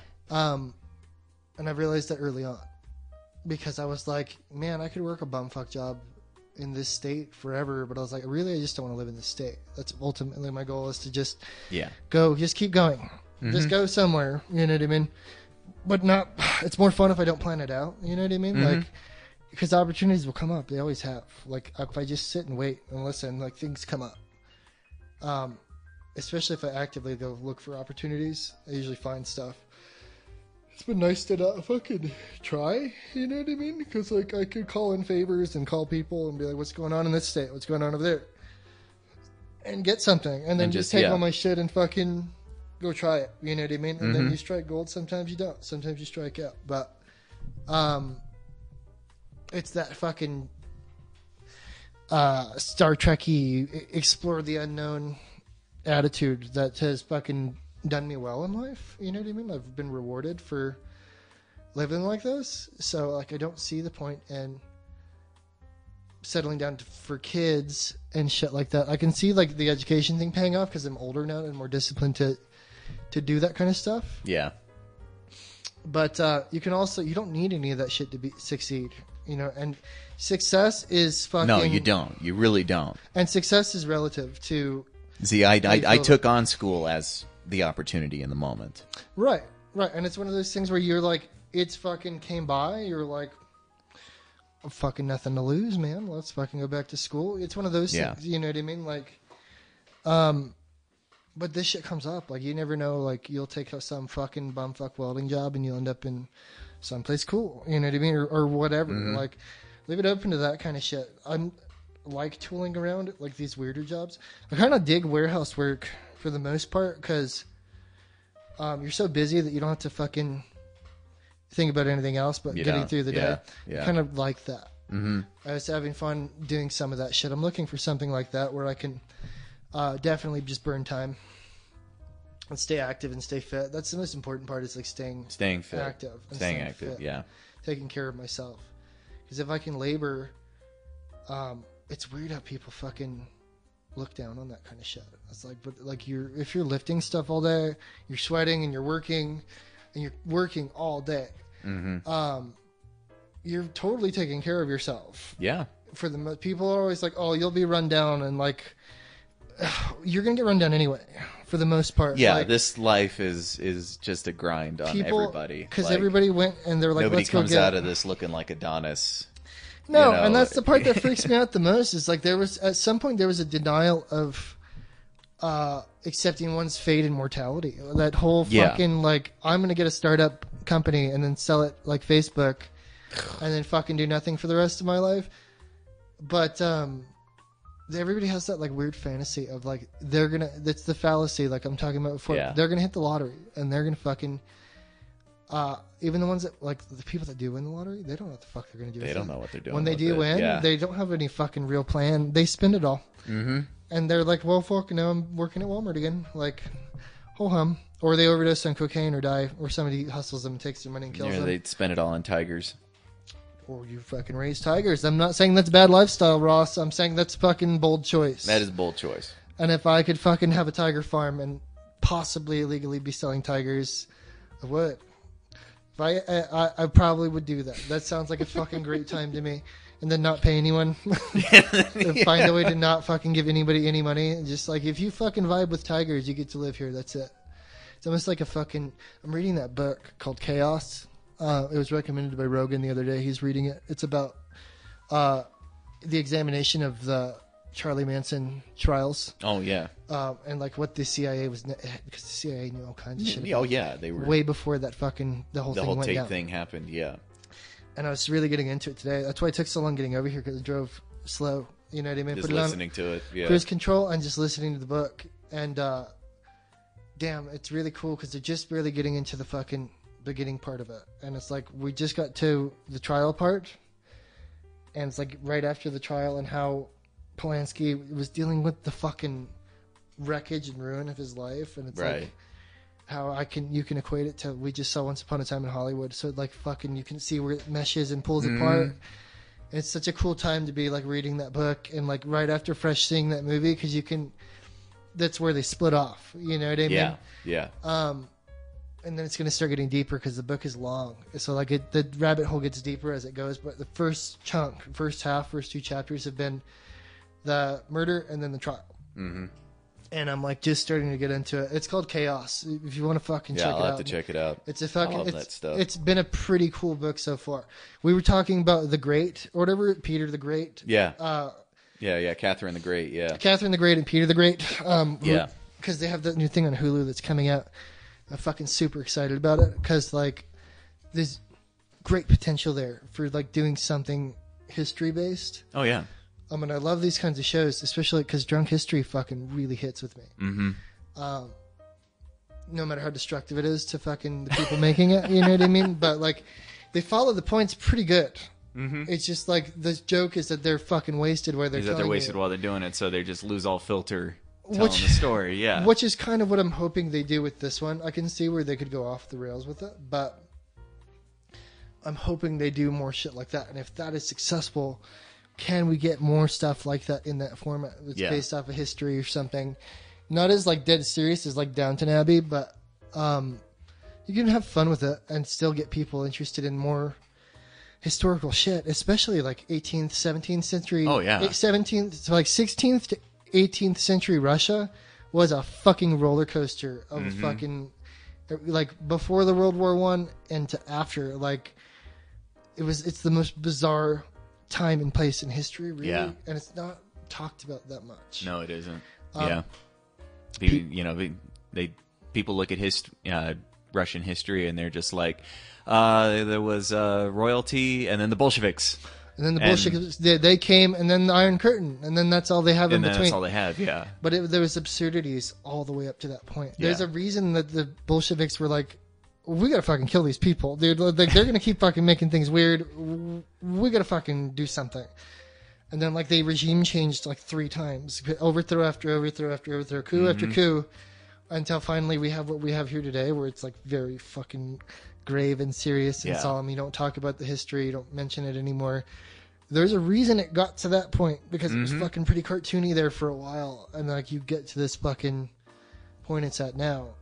It's almost like a fucking different planet. Like, you know what I mean? The shit that they're and that's, that whole, 1600s, 1700s time in Europe was such a weird, interesting time just all across Europe.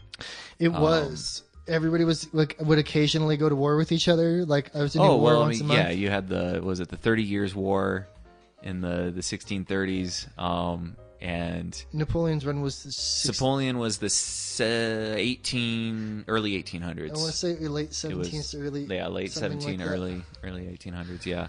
But there were guys like that a bunch before him too. Oh yeah. They were just like, we'll fucking take over the world, baby. There was a great book series that I was listening to for a while. It was called the first book is called 1632, and it's basically just random cosmic happenstance. This small West Virginia mining town ends up getting just picked up and transported to 1600s Germany in the middle of the 30 Years War.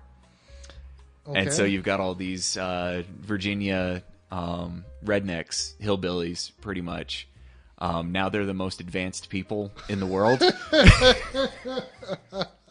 But they're caught. They're stuck in like one of the most tumultuous, war-torn periods of Europe, pretty much until World War I. I don't think that the scale of conflict was matched until World War I. No, they were fucking really about fucking each other up back then, and that was a regular way of life forever. Well, and it was another one of those things where there were just so many sides and so many interests and just the World War thing was just like the boiling point for the whole fucking thing because finally people were like, those motherfuckers, they sided with the Turks. Yeah. No, it's like I will side with Russia this time, and they just pick somebody on the board. Who the fuck hates those guys? Those guys. We're fucking teaming up with them, and it was just a fucking hodgepodge of bullshit because it was boiling to Fuck, I swear there's a new war like once a year, right? Oh, it was At that crazy, point, yeah. there was just a country would be like, well, fuck that guy. Like, let's go fuck them up. Germany itself, there was no such thing as Germany. Right. Like, there were Germans, and there was Germans all over the place, but there was no real Germany. Yeah. It wasn't really super well consolidated. It was just a lot of small little fiefdoms all Right. crammed together, and they're just like, yeah, we'll all collectively agree that we're Germans, Because but we don't have any loyalty well, to each there other. was a fucking king who united all. What was his name? Fucking one king united Yeah. Germany all together. Because he just crushed like most of the opposition. Was like, Mm-hmm. we're all one country now. Shut the fuck up. And they're like, oh, okay, well, fuck. I mean, Yeah. sure, makes No, sense. there's a great is it Fry and Laurie bit where they're talking about the I think it was the meeting of Versailles or whatever, where they're chopping up Europe after the 30 Years' War to end the conflict and just Right. solidify the borders and Right. just like cool down the conflict. And they're talking about it. They're like, "Hey, I thought this was about the Protestants and the Catholics," and they're just like, "Oh, the was it like the Swedish guy is just like, oh, come on, you're saying you weren't in this just to kick some German ass Yeah, stuff," and the British are just like, well, that was why we were there. Yeah. It's funny too because like it's essentially how it went. It's essentially what it boiled down to in the It's end. essentially the most fucking, probably the most absurd time on the planet. Like leading up to, because like the medieval and dark ages, they were just sucked. Everybody was just dying. Nobody really had any fucking idea of what was really going on, and we're just advanced enough to fucking be about ourselves, our senses, Yeah. and like let's conduct ourselves as a country. And not worry about fucking the Crusades. Well, and We're Britain done at with all this point all- is like setting themselves up as like a major world power, right. where they're just like, no, we're not just a bunch of people on some random island off Yeah, the they west were taking coast. over, Like like, we're China. actually They had- trying to make inroads, around the world. Yeah, China, India, they were fucking, because people forget that British colonies owned China for fucking ever. yeah. People don't realize that, Mm-hmm. and they just like gave it away to fucking, here you have it, fuck it, well, go ahead, take it, whatever, I don't care. So that's why they're in the fucking position they're in now. But same with India. Mm-hmm.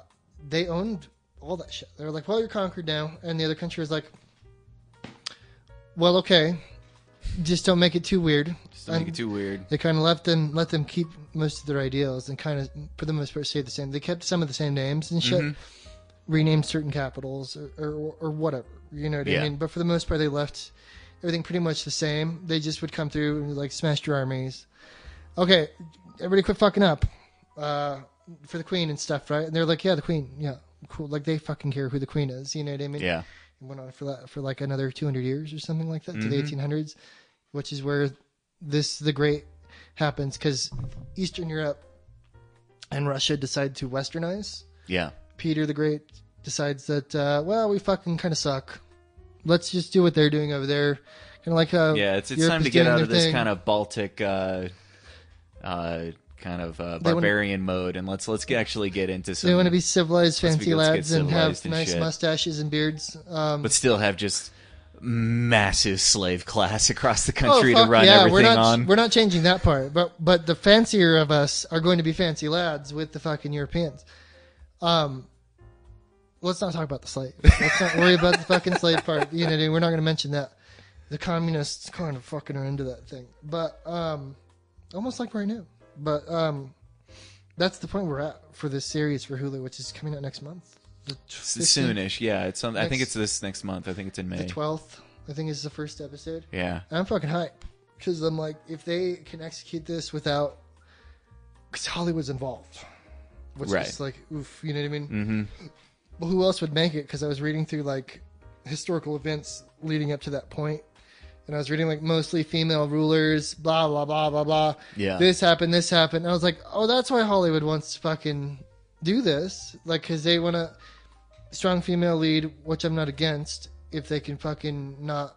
Well, and if you're gonna make a story about a strong female lead, you can do a lot worse than Catherine the Great. You can do fucking. There's a whole bunch of other like shitty leaders. Like Marie Antoinette was kind of trash. She didn't really fucking do much. But Yeah.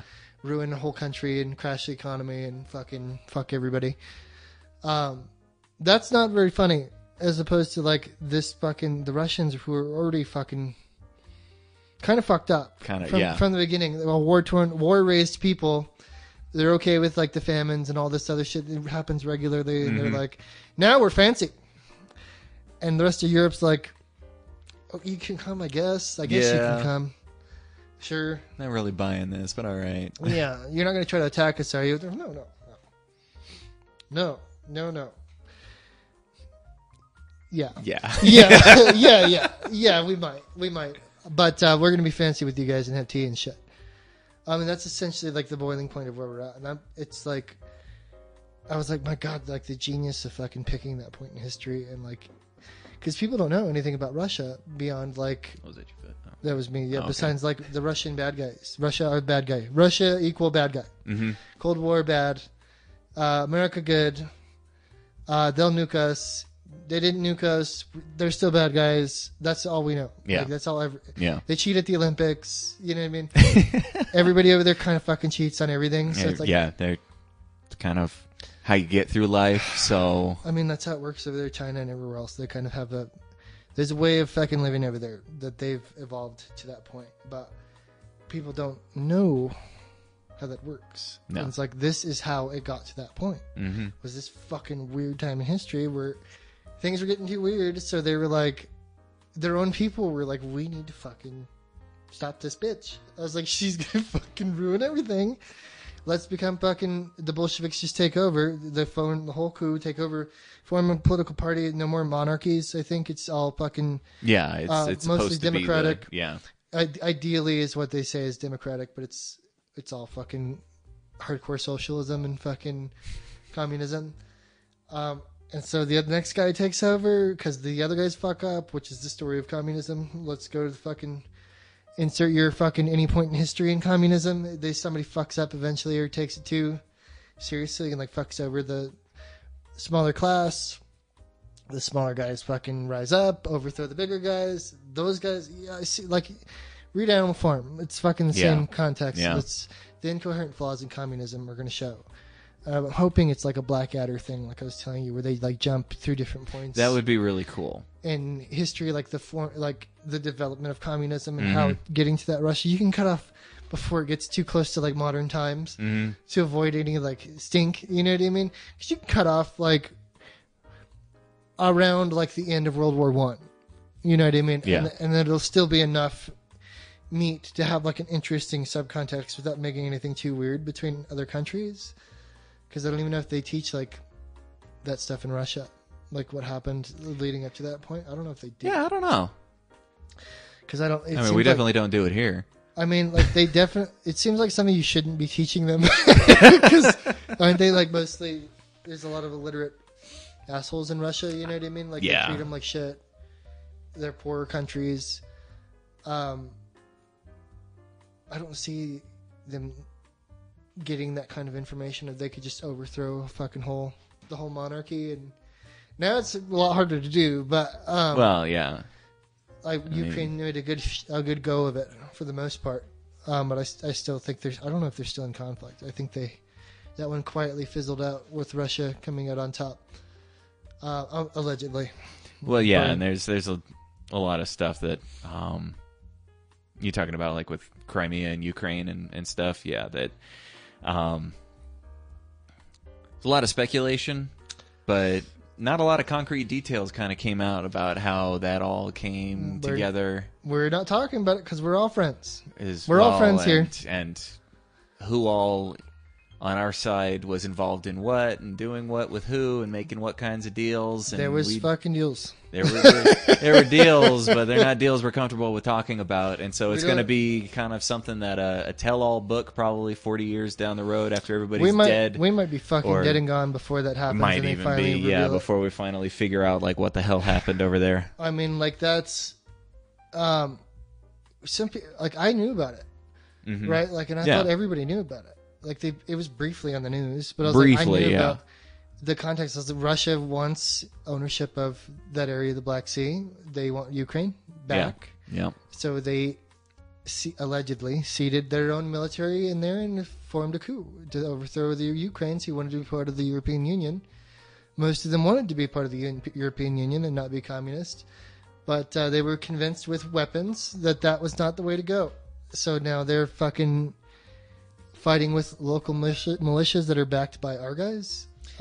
Well, nobody's not officially backed by our guys. That's what I'm saying. The whole thing. None of this is officially. None of this is official.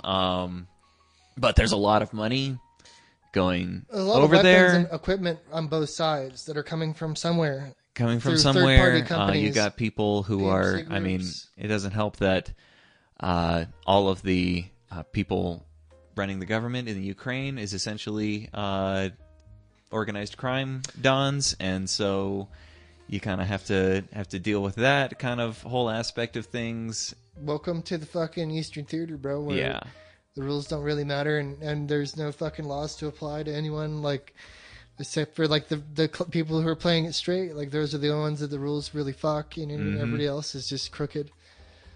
Same with Romania and all these other places. There's not really any fucking thing anybody's gonna do about it. No.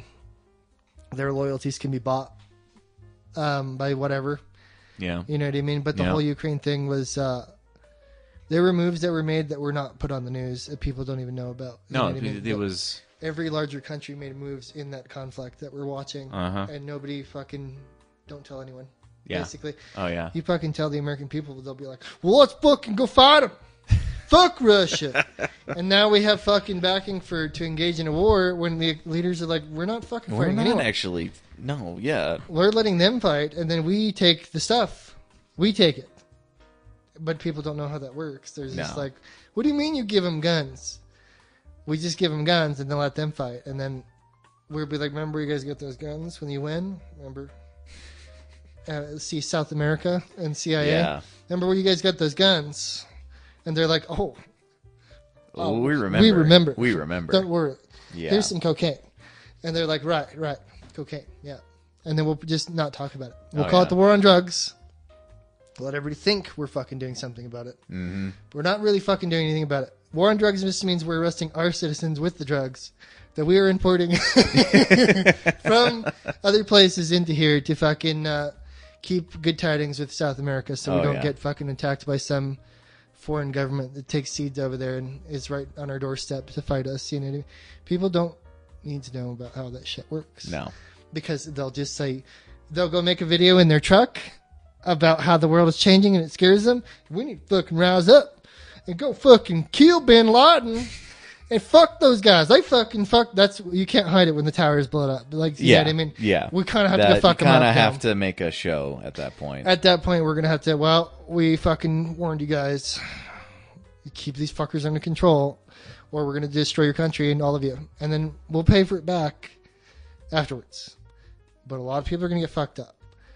And that's the rule. That's always what's on the table. Is these smaller countries play these games with every larger country. Yep. China has them. Russia has them.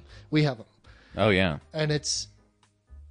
Then everyday people don't need to know and all this, how that game works. all this Jim fuckery, you know, of dealing with these smaller countries. And then we wonder why you get a country like Iran wants nuclear weapons. Oh, yeah. Because they're caught in the middle of everything, and they're kind of tired of the Jim fuckery. And because it's like, that's how you get out. That's how you get out of that, That's why North Korea was like, we need fucking nukes right now. They're like, we need fucking nukes. They tried to ask China for them. China's like, we're not going to give you fucking nukes. Are you fucking crazy? Give us your money. Like, and so they're like, well, fuck you. We'll make our own nukes. And so they somehow managed to fucking make one that works, I guess. I guess it's fucking, from what I've heard, it's like dated back to like... Oh, it's old ass technology. It's not going to fucking make it very far. Old ICBMs. Basic bitch shit, yeah. Japan's like, why the fuck are you shooting those over my island? What the fuck are you doing? They're like, shut up, we do what we want. But really, they're terrified of like what's going to happen if they don't have the nukes. They're in a bad spot. Well, fucking, what's his name's dead, allegedly. Yeah. There's been no talk about that yet. But people from China and Japan have more than likely the silence is saying more than anything else, because if they could weekends at Bernie him in the public, they would. They can do a double situation where they find a look-alike and do some plastic surgery on him. Yeah. So what this means is that there's a they're hashing out the succession stuff. And well, it's his daughter is next, right? No, sister. The sister. The sister is what everybody's thinking is going to be next. Yeah, I've been seeing. The worst thing is that it's already made it to the meme market. But everybody's got to, consolidate kind of what they're going to be in charge of. Everybody's getting their piece of the pie right now. That's what all this kind of silence and shuffling and everything is. And so until everything is settled down, then they'll officially come out and tell everybody what's been going on. What if they fucking bullshit everybody? They're like, no, he's alive, he's fine. And well, let's see him. They pay Dennis Rodman to come over there and be like, yeah, I saw him, he's great. He's doing great. And they fucking show some photoshopped picture of them together. This was us man. blowing up his uncle with the fucking 80 millimeter cannon. Oh, man. Well, you got to kind of weigh the cost of getting, called out on that. I don't think they don't fucking have to answer to anything because nobody takes them seriously for anything anyway. Even when the threats against America, like people were like, they're gonna fucking try to blow. We'll fucking shoot that shit down before it even makes it out of their country. Like they're not gonna fucking do anything. And people are scared of that for all of 5 minutes. And China was even like, if China's like, if they do anything fucked up, we're gonna blow them up. And so they're like, but China, we're friends. And they're like, no. We're not friends. Just because we're all communists here doesn't mean we're fucking doing what you guys are doing. You're fucking this up for everybody. And China was like, you fucking get out of line. We're not supporting you. If America comes fucking fucks you up, we didn't see shit happen. We're going to pretend it didn't happen. And that's when they fucking stopped making all those crazy threats because they were like, oh, Big Brother's not going to help us. Russia says it, but Russia says that about everything. Russia will be like, well, we'll fucking help you fuck up America. We're not fucking scared, but they're like, hold me back. Hold me back. Hold me back. So, so it's like nobody really wants that. Nobody wants that. Nobody wants that. North Korea doesn't really know how the game is played. They're just like, if we have nukes, they won't completely destroy us, even though the nuke probably will just blow up in the silo and fucking kill us all. You know what I mean? Like, well, the thing is like, China would love nothing more than to just have all of that. To just call it China. Fuck yeah, they would, dude. Like, you know that they're just like, well, we could just take that. I mean, North Korea's aggression is just as much pointed at China as it is over here. If not more so. Everybody around them. Because like, the U.S., honestly, we're just like, yeah, it'd be cool if you would like cool things down as far as South Korea is concerned. Yeah. Because we're making a lot of money off of South Korea. That's what the whole first war was about. Quit fucking around. And so we're just like, but, as long as you don't do anything to fuck with that, we're not going to fuck with you. And that's pretty much what Trump's been telling them. Yeah. It's just like, as long as you don't fuck with us, we don't fuck with you. That's how it works for every other big country. But they're not going to help him when China North takes Korea, they still have to just like posture like crazy because of China. Yeah, they're fucking terrified. People don't get it because over here they're like, well, they got communist flag, they got communist flag. They're all in it together. Fuck China. Fuck North. They're going to make a video in their truck, bro. Get the cowboy hat out and go fucking make a video real quick. North Korea's fucking probably going to blow up all the Walmarts or something and fucking take our freedom. I'm taking a lot of shots at people. I know a lot of people that watch those fucking dudes sitting in the truck videos. You know how many fucking dickheads fucking get their phone and go sit in there? You've seen it. I know you've seen it. Whether or not you actually listen to them. And they'll fucking... Now they'll share it on Facebook. I agree with this guy. Fuck China. Let's stop fucking buying stuff from China. I was like, don't stop buying stuff from China. We just have to make them uphold fucking certain rules. Right. Which they're not fucking, they've failed to do for the last fucking 50 years. And we're trying to call them out for it. I hope the next administration after this fucking, they don't fuck this all up. Right. You know what I mean? Right. Because somebody has to fucking hold them. We're the only ones who can hold them responsible for this. Every other country will just let them fucking keep taking and stealing shit. That Huawei phone, all of that stuff stolen from Android and iPhones. Yeah. They've stolen that. And they've caught them stealing it. And they were like, this is our shit that we have copyrighted inside your phones. And they're like, fuck you. They're like, fuck me. What? They're like, fuck I you. just called you out. I just called you out in public. And they're just like... Shit, I don't care. China doesn't care. They're like, what are you gonna do? Fucking start a war? And they're like, no. Well, no, just stop it. Yeah, just stop it. And so don't do it again. Our country is like, well, we'll stop buying shit from you. And they're like, nuh-uh. And we're like, oh fuck yeah. Oh yeah. Well, fuck yeah, we'll stop buying shit from you. And South Korea's like, I'll fucking do it. I can sell you stuff. We make stuff. Malaysia and we make stuff all Vietnam the time. and stuff. They're like, Mr. Trump, we make stuff. He's like, oh, these guys fucking make stuff. It sounds like they're saying they make stuff.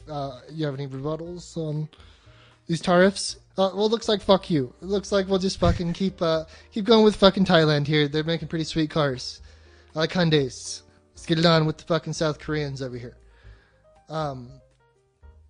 Yeah, and more power to him. Fuck, since I watched Parasite, dude, I was like, fuck, South Korea's like kicking ass. They do kick ass, yeah. They're fucking kicking ass. I went back to watch some other stuff. I got some other people to watch Parasite, but I'm trying to let it fizzle down. I want to watch it again really bad, but I don't want to like just burn it out right away. And I watched some of it. I watched the first half again, and I was like, fuck, it's so good. I need to find some of this guy's other stuff. I want to watch that monster one again. What the fuck is it called? The Host. The Host. Because Snowpiercer's like okay. It's like I've never been like fucking bowled over with it. You know what I mean?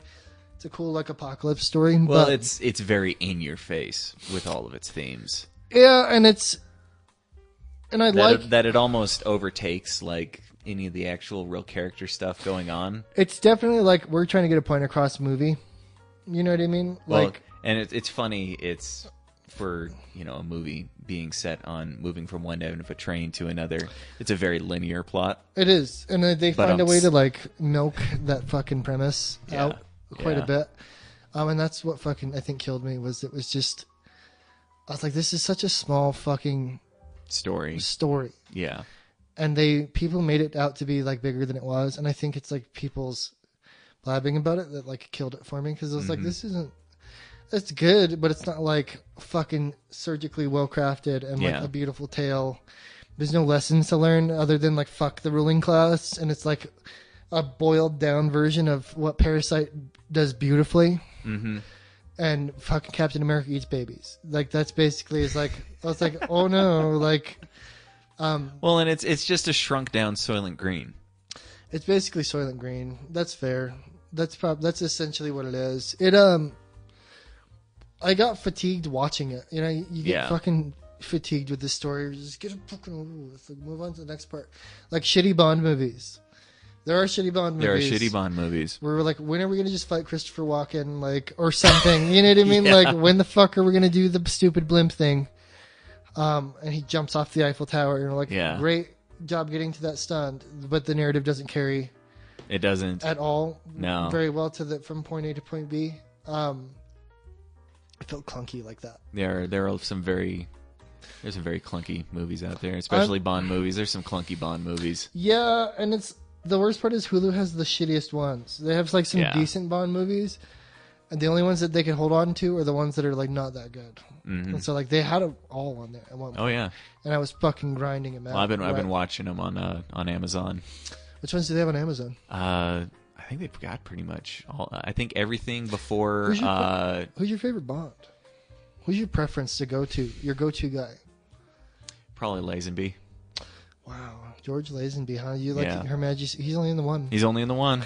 But goddamn if he didn't pull it off. I started it. Yeah. I'm like a quarter of the way through. It's so weird to see like a remastered 60s Bond. Yeah. Where it's like, but I can kind of see how they built the sets where it's like supposed to be some grand living room and it's like a corner of a hotel where they shoot these scenes. And I can see that with the definition like turned all the way up. Yeah. But not a bad job. We haven't gotten to the fighting parts yet. And I did watch that documentary, Becoming Bond, by the way. And that was a fucking ton of fun. Isn't that fun? Holy shit, did it fucking make me want to watch the movie right afterwards? But Becoming Bond was like better than the fucking movie. It is. Because the whole story of how fucking... him telling his own story. Got to that point, became Bond, and then like had the world as his oyster and was like, I'm kind of fucking done doing this. I mean, it's like watching like Forrest Gump. If Forrest Gump was this sexy devil came out of Australia. That's fucking pretty accurate. Because he like doesn't know what the fuck he's doing all the way through. He's like, what do you mean fucking? He thought when he became a model, he's like, are you fucking gay? He wanted to fight that guy. Yeah. He's like, hey, you're fucking gay taking pictures of a bloke.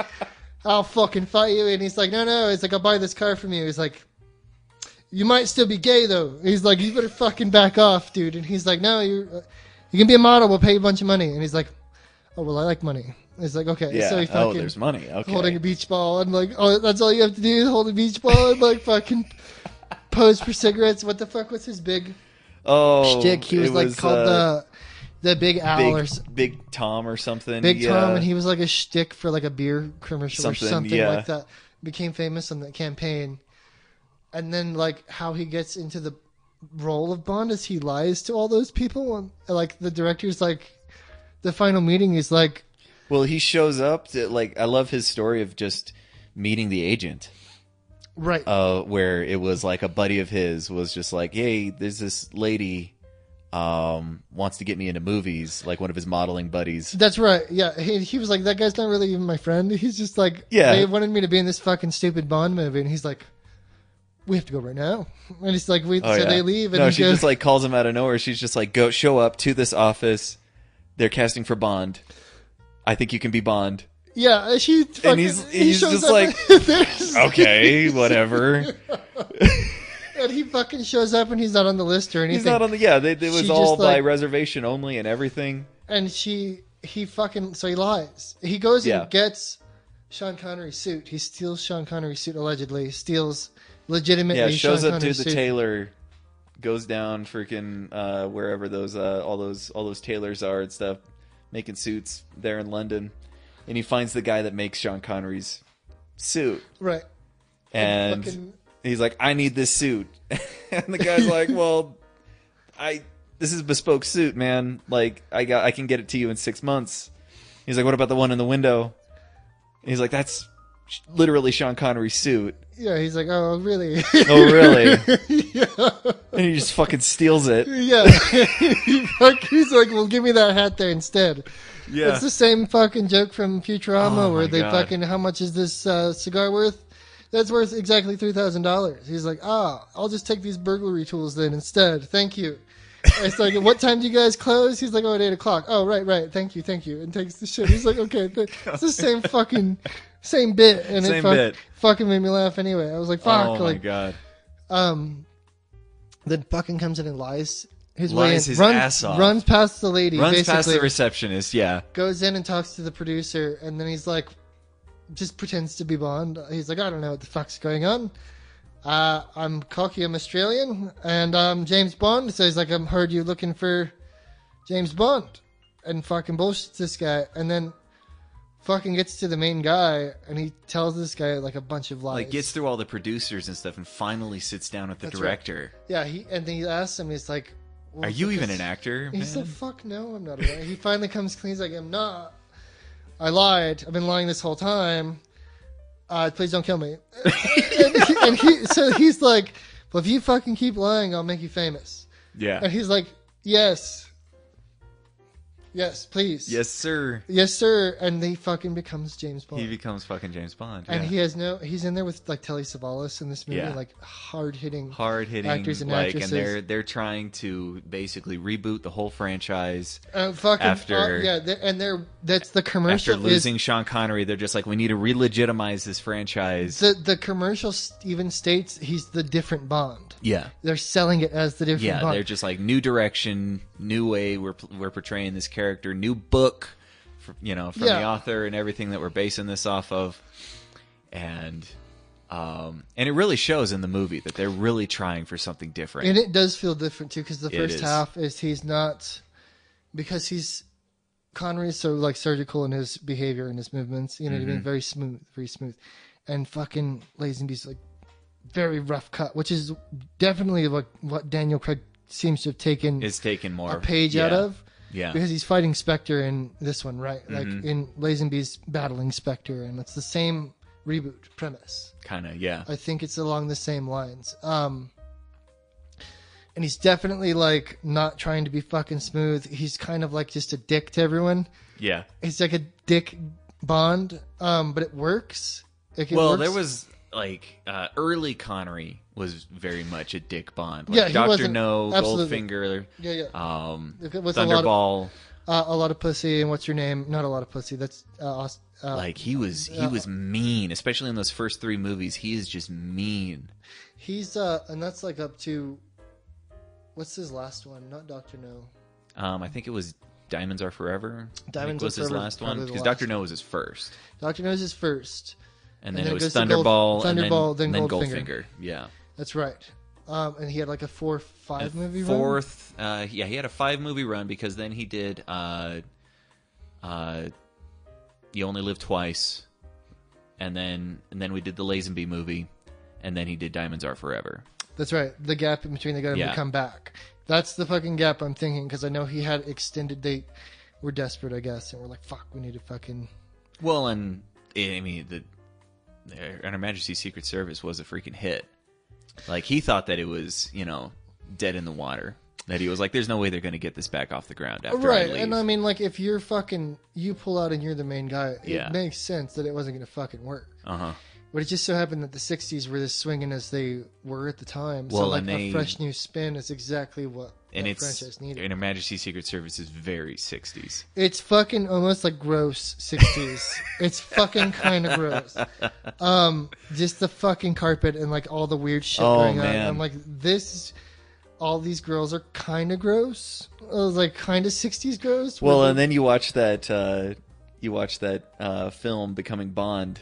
Yeah, he talks about those girls, and you're like, oh my god. That was the shtick too. Is he's like, they eventually put the mannequin out in front of my room and said, "Here's something you haven't fucked yet." And he's all ha ha ha ha ha. You got me. And you got me, but that's true. He's like, yeah, I've fucked all of them. He's like, I was fucking everybody.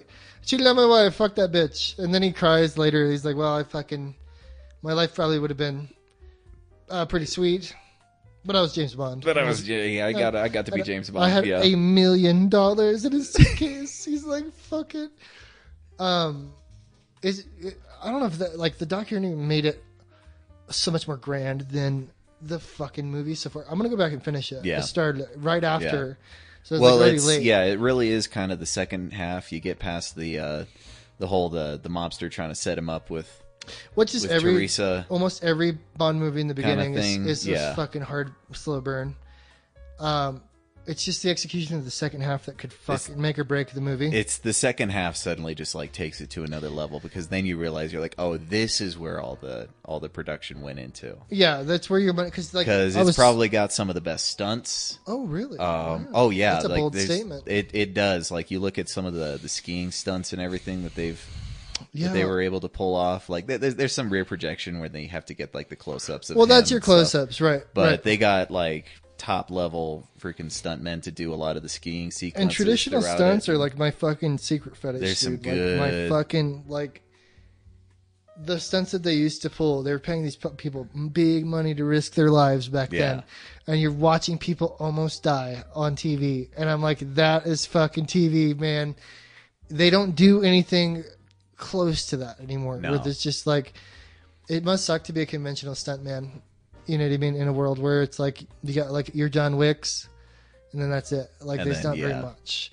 You get your actors that want to do their own stunts, and it's like fuck, okay. Like, I'll just hang out in the back. Tom Cruise is one of those guys where... Well, and John Wick is one of those things specifically where it was a couple of stuntmen and stunt coordinators that were like, let's just make our own movie. Yeah, which is fun, because that's why I love it so much. Mm-hmm. Because it has the spirit of those films, all the older ones, like all of the great schlocky, weird action films of the 50s and forward that had these like ridiculous stunts. And the conventional car stunts is a big one for me, which is why Mission Impossible Fallout was like such a hit in my mind, because it was like these fucking car stunts. I was like, wow, like the sideways drift over the stairs. It falls down off of 5 stairs, lands on the road, and then fucking keeps holding the drift and continues down the street. And I was like, wow! I was like, fucking yeah, dude. Did you ever watch The In-Laws? Which one? No, I haven't watched it yet. Oh, we talked about that. Yeah, you were talking about. I'm gonna have to show it to you. But there's this one where it's Peter Falk is they're in like Central America, and they're getting chased by these like separatist assassin guys. Right. And another premise I've seen. And so he's this car chase. It's one of those things where you're like, it's almost like too realistic that it's hilarious. Okay. Because he's just, he's on this highway, and so he ends up just to try and throw these guys off, ends up just jumping over the median to go into the other side of the highway and stuff. Right. And so the guys follow him, and so he just does it again and just keeps jumping over the median over, and he's just going through the circle in the middle of this running highway of just cars left and right. I fucking love shit like that. Going around, and you're like, oh my god! And then finally, he just to try and lose him, he just decides to just go in reverse the wrong way down the road.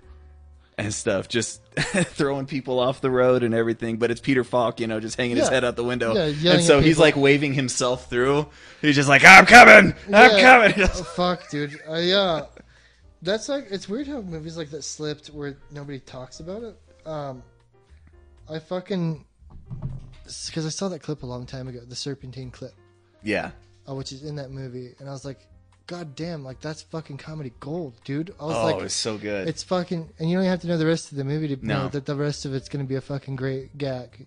But I was like, I can't remember how I fucking came across it too. I was like, wow, like they made shit like this back in the day, and it's like nobody talks about it anymore. It's so weird how it's so interchangeable where they could just do a computer animated whatever the fuck and just distract you from. And then they tell you have a good movie, but it's like the effort that went into those other older productions to get something like that done, to have a finished product where somebody didn't get fucking killed on set, you know what I mean? And they managed to fucking pull it off and have a successful movie afterwards was just, it's monumental to fucking pull off the shit that they were doing. And like conventional stunts, we have to like do some research to see where they fucking died off. Because there's definitely a die-off point where the last couple of movies that were coming out were conventional, and they were like, well, we can do green screen and mocap, and it looks good enough. Because Jurassic Park was like definitely early mocap stuff. Yeah, early CG integration stuff. When the girl falls out of the vent, they had to digitally add what's-her-name's face over the stunt. That's right. The stunt actress. Yeah. Because it's a grown woman that falls out of the vent and grabs it and pulls herself back up. Mm-hmm. But they digitally added what's-her-name's face on top, yeah. And so you don't even fucking snap. Because that's how... But they had to keep it moving fast. It's like less than a second. Yeah. And they could only get away with it for like 3 or 4 frames. Yeah, and what made Jurassic Park such a fucking spectacular film, which still holds up. And it's because they were not fucking showy with... the computer animation for the most part. Yeah. You get a couple of good scenes with the dinosaurs, and the dinosaurs still look pretty damn good. Because they were fucking not over the top with it. And now it just feels like insert any fucking movie here, and it's like you can see how fucking fake and shitty it looks. Mm-hmm. And I don't know who's doing like these green screen animations and mocaps, but it looks like butt fuck. You know what I mean? And it's like there's a point where your budget doesn't fucking pay for much anymore. No, it doesn't. And I think it's overall just the level of risk they feel is reduced enough throwing in the CGI that they're like, even if we can't even successfully pull this off and it ages terribly, we're in this for the short money anyways. So we don't care about this like being considered a classic down the road or anything. I think there's too much short run movies now anyway. Yeah. You make movies too quickly. That's like really... Which, I mean, it's great for like film. It's very rare that you get kind of a enough of a backlash. Like the Sonic movie is a great example where they started marketing something and the audience wasn't going to let them get away with it, and so they reacted to it. They're like, "Well, all right."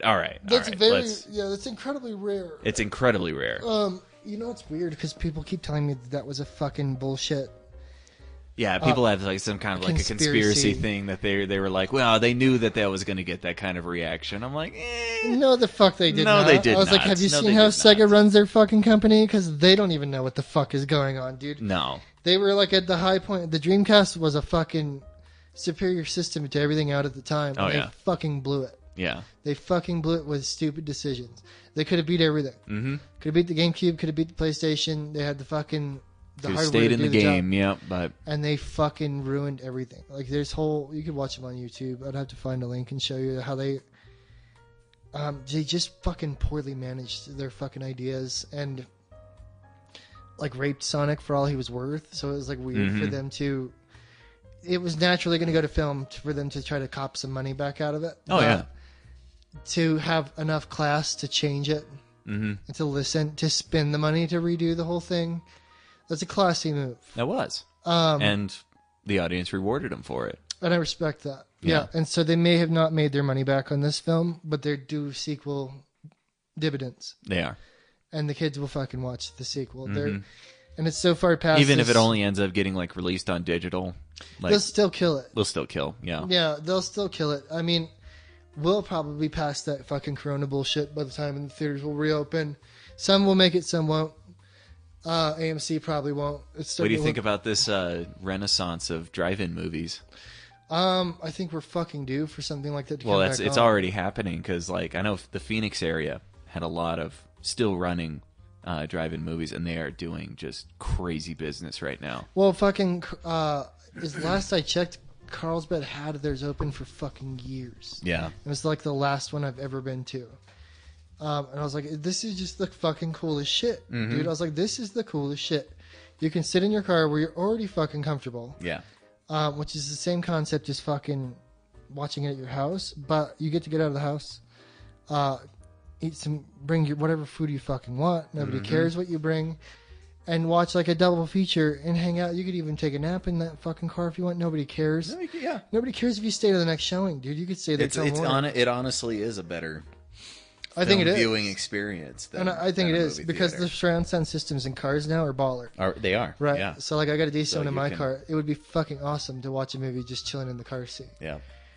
You get these guys dealing in these. You know, Are there talks about building another one out here? it wouldn't surprise me if somebody was looking at it. If somebody was thinking of it. It'd be foolish to not. Yeah. I think at this point, I mean, we got enough open space out here that we could. it's all how much the fucking city's going to charge them to build it Yeah. because they charge absorbent fees to build out here. Albuquerque, not so much. They're smart enough to fucking shut the fuck up a little bit and let Yeah. people build something for a lower price. But like Los Lunas is. Well, out where they built that AMC theater, which is probably not going to be open after this. Which one? What are you talking over down in the South Valley. Yo, yeah, the one that nobody goes to. Yeah, the one that nobody goes to. Well, it's the only AMC theater in town, I think.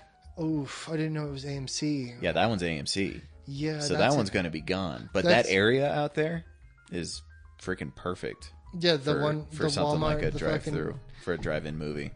It's got access to like the smaller towns, the reservations right there. People come in, watch Yeah. the movie, and fucking dip. I could see it going up on the west side, Or the West Side, yeah. up on the I-40 area, come up off the freeway, and fucking freeway access is ideal in the desert yeah. out there. Well, yeah, and there's a lot of open space ready for development out in Rio Rancho. That's what I'm saying. You could pull it off in Rio Rancho if you can get its access that will make it flourish there. Yeah. Because you get shit like the Flicks Blue House, which sucks. Flicks Yeah. sucks. Yeah. I'm gonna fucking call him out because it's. I don't know what schmuck likes to fucking sit there and hear people smacking on fucking food next to them while they're watching a fucking movie, but it fucking is gross. It's dude. gross. It's fucking gross to hear somebody eat a fucking handful of nachos next to you while you're trying to watch the movie. And there's probably some people that are dumb and selfish enough to fucking think, well, I'm having a fucking great time, and they come back. But you lose your, like, people who are really into watching movies. Yeah. I wouldn't go there to watch a No. movie I fucking cared about or really wanted to see. Yeah, that you really wanted to enjoy. I saw Ready Player is- One there, and I was, like, on the fence about watching it there. But I was like, I was drunk enough to fucking have a good time when I watched it. You know what I mean? I had a couple beers in me, so I was like, Yeah. yeah, it's fun. But I haven't watched it since afterwards. Right. And I saw A Quiet Place there, and it fucking was the worst movie to watch. Yeah, and I think that was part of what colored my experience watching Black Panther. Ooh, if you watch Black I watched Panther Black there. Panther there. Yeah. That's the only movie I've seen there. And, Well, Black Panther kind of sucked. yeah. I want to fucking call that one out, But too. I think I came out of it with just an overall, I just felt like it was a waste of an evening. Because I was like, that was a terrible way to watch that movie, and I Fuck, didn't enjoy it's the gross, movie. dude. And it's like, I'll never go back. Like, I've seen crappy movies, but the atmosphere around me was so good. That's what I miss about the midnight viewings, when it was like the legit, like, first time in your theater in town is going to show this movie. Right, like back when Lord of And the you're- Rings was about to yeah, fucking when pop Lord of the off. Rings was big, when the Spider-Man movies were big. I watched Spider-Man 3, had a blast watching Wow. Spider-Man 3 because and it was I attribute it all to the atmosphere of the crowd, because everybody was just hyped.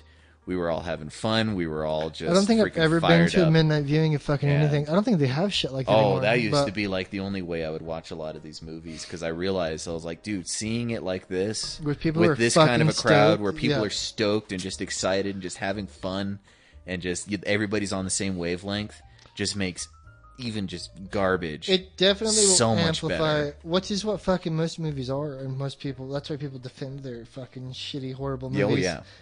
because they had such a good time spending that money on it, whether the fucking film warranted it or not. Like Spider-Man 3, you're on the fence there. That one deserves like a re-examination, I think, by now, because it's been so long that it no longer hurts me to think about it. But it gave me explosive diarrhea when it came out, and I was like, wow, my fucking guts are about to come out of my ass. And even Tobey Maguire felt that way, I think, as he was fucking dancing in that one scene. You just see his soul just leaving. He was just like, at least I'm getting paid. He's just like, fucking making my money. Damn, because we were talking about fucking Sam Raimi coming back for fucking Doctor Strange, yeah. And I sent you that meme about it really being Spider-Man 4. 4. It was just a trick, and they were like, haha, I fucking tricked you. And they find a way to kill off Tom Holland's Spider-Man and bring back Tobey Maguire by doing fucking Spider-Verse. Dig that. Dig that. They do Spider-Verse with Tobey Maguire as the older, more fucking learned and seasoned Spider-Man to teach the young shitty Spider-Man how to be a fucking good Spider-Man. Huh. Would that fuck you up? That would. Oh, it would fuck me all up. And then you can have like your fucking bullshit, insert bullshit Spider-Man villains. Your fucking key thing is you got Tobey Maguire to come back, put the suit back on, hopefully get back in shape, bless his heart. And teach fucking Tom Holland, who's not the ideal Spider-Man at all, in my eyes, how to not be a fucking shitty Spider-Man. Yeah. He's good, but not like Amazing Spider-Man good. No. And not talking about the Amazing Spider-Man movies. I'm not talking about what Sam Raimi's Spider-Man was based off of the Amazing Spider-Man comic book. Like, those are pretty straight from the Bible of the comic. Straightforward plot line, that is transferred from fucking comic book to movie. Like, that's ideally how I picture the whole thing playing out. They casted it really well. Those fucking movies are goddamn bulletproof. They are. They're on Hulu. They put them back on Hulu. Damn, they're good if you go back and watch them and just forget about like all these other superhero movies that came first. And these were like some of the first big budget fucking like badass blockbuster Spider-Man movies.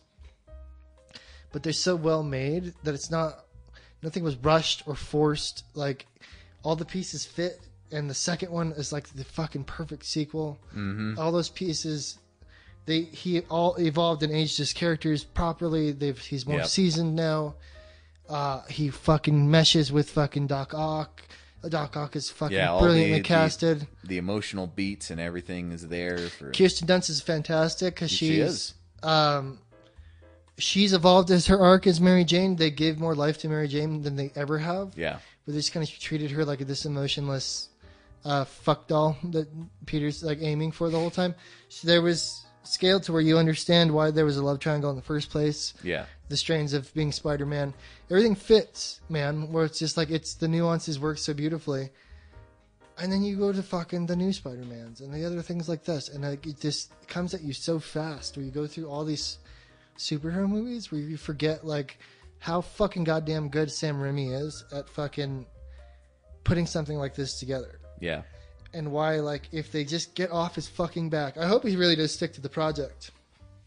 I hope so too. Because this is an early announcement. And you know he could back out at any time. Well, and we've already had another director already back out on this anyway. So. But I'm hoping that But Raimi comes with enough clout and enough weight that he can come in and make demands that you fucking back off and leave me alone, let me do the film. You want me to do this film, you get the fuck away from me. Yeah. And you know he... Well, and they need everything that they can to keep people interested in Marvel movies going forwards. And this is... Well, I mean... this Doctor Strange is probably the film I picked out of all of them to be like the good... To look forward to, yeah. Like, this is... Because what is it? The Multiverse of Madness or something like that. It's already warranted to be a horror film. Yeah. They said it's going to be like a horror film. And I was like, I'm fucking so in, dude. I was like, if they can just nail that. Like, Wonder Woman came out and just nailed it for the DC universe. Out of all this bullshit, if they could just fucking nail this movie, it's the one. It's ideally like the one to pick out of it. Because Love and Thunder is going to be great. But it's already destined to go that route. James Gunn is going to come back and fucking do something with Guardians, right? He's going to do the next Guardians, so he's already touching. Yeah. They managed to work him back into the fold because people at Disney were like, "Oh fuck, like we could ruin this like Star Wars. We need to just let it exist as it existed." And I'm hoping that momentum carries with these other films, because I don't care about like the other shit they're coming out with. I can't name most of it. There's like a Black Widow movie that's about to hit next summer, which was due out. It was due out. It was due out Just in like a couple of weeks, I think. but I don't. I mean, and she's due her movie, but it's fucking way too late for that. It's too late. It's too late for It's it too- to even matter. It's yeah. kind of fucked up that they did it as an afterthought. Yeah. And it's kind of like an insulting concept to be like, Black Widow she was a great character. I liked Black Widow in the movies. In fact, I thought she had a great arc. Her character grows even in pieces of other films as she get to these other parts. It was due her fucking movie. Yeah. They could have done serious subplots and fucking, we could have skipped Black Panther, honestly. I'll fucking tell you the truth and got a Black Widow. Yeah. It would have made more sense to do Black Widow and then do the Wakanda stuff as a side note. And then Yeah, and I feel like the introduction of Wakanda itself would have been cooler if it was in the Infinity War movie. I think so too. It was The intro that we got in the Black Panther movie was kind of worthless. it fucking really felt like I lost a lot of steam for the whole Yeah. franchise. They fucking stalled out too much. Like it's one- supposed to be this kind of techno paradise place, and the whole idea of the Black Panther movie was to deconstruct that. And it's like, well, you're deconstructing this way too early. You can deconstruct it after Infinity War is done. And they were but fucking we still need this place to be just like this unimaginable techno paradise that they bring the Yeah, it has to be like they used Miss Marvel. right.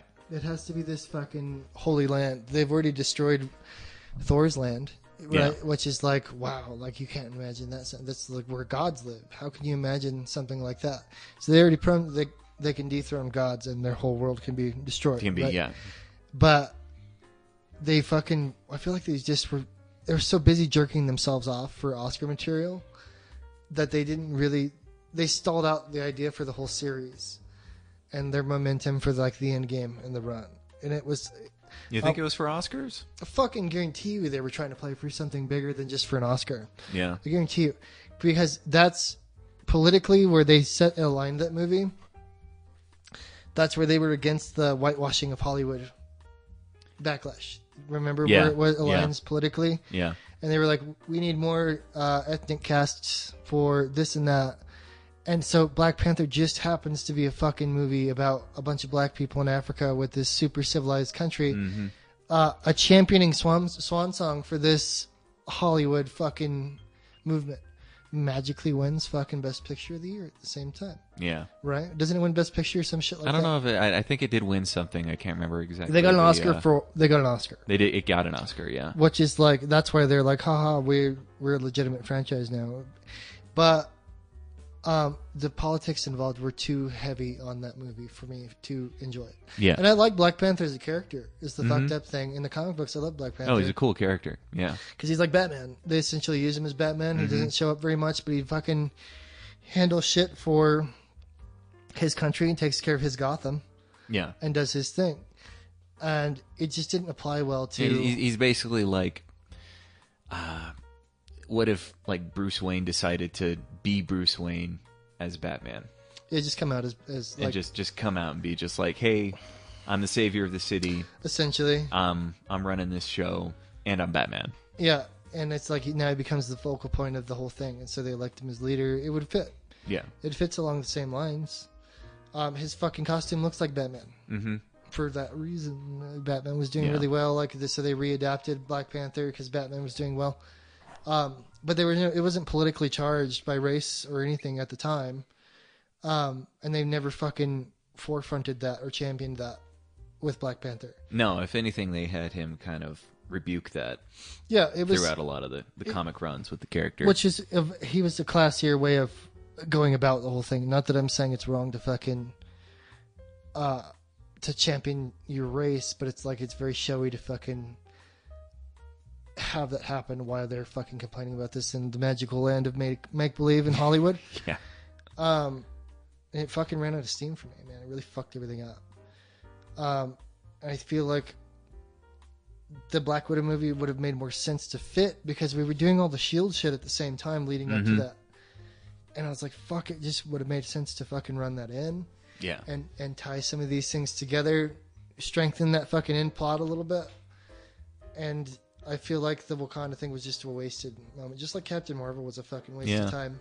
I would say the thing that I came out of Black Panther that I was the most disappointed in was the action was just dull. It was a very boring movie. It was very boring. Like, you know, and it's a movie that relied a lot on fight scenes. The story itself, right? You know, sets up a lot of it's specific martial arts based fight scenes. It's Lion King with martial arts. It's Lion King with martial arts, and like, what does he use as his martial art to beat everybody? BJJ. He uses freaking Brazilian Jiu-Jitsu. Right. And yes, okay, for the fanboys of Brazilian Jiu-Jitsu, it's a very effective martial art. Probably one of the most. Throwing stones. Okay. But it is not sexy. No, it is not movie worthy. I hate watching Jiu-Jitsu fights. That's why they're so boring and dull. It's like watching. I hate watching UFC. Yeah, it's not. There's nothing. It's not sexy. And for Hollywood, for a martial arts based plot line and everything, you need to have a flashy like fucking The Matrix did mostly kung fu fights, bro. They made it a kung fu film, and that's why people remember those fights so much more, because it's just like this flashy fucking beautiful looking kung fu fight, right? And they could have done you're getting through the boring stuff to see the fight scenes, right? Whereas Black Panther was all that same boring stuff from The Matrix with boring fight scenes. It just feels like they didn't. They tried to ground it in too much realism, and they lost themselves. Yeah. And that was the part of the Oscar play where I'm pretty sure it was intended to. And and then there was also the thing of using the results of fights. Like, also so much of the plot line was based upon like the kind of how you would gauge somebody's skill and power from the fights. So he has his little first fight under the waterfall with that guy, and the dude has like a massive size and weight advantage over him. Right. But this is the first 20 minutes of the movie. We're into this fight. And T'Challa barely ekes out a victory in that one. It's not like, and this is like in the first 20 minutes, and you're like, oh my, are you kidding me? Yeah, I just saw this guy single-handedly like fight off half of the Avengers in Civil War.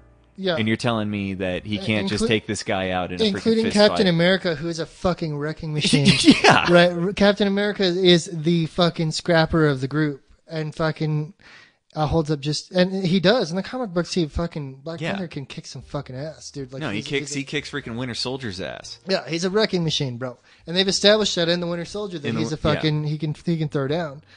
And they used him wrong. That was more of the thing that I fucking feel like it was Batman 3 or fucking what's his name, where he fights Bale, and they just didn't use Christian Bale's Batman. Well, and so the biggest problem with that is you're so early on, you're almost losing your first major fight in the movie.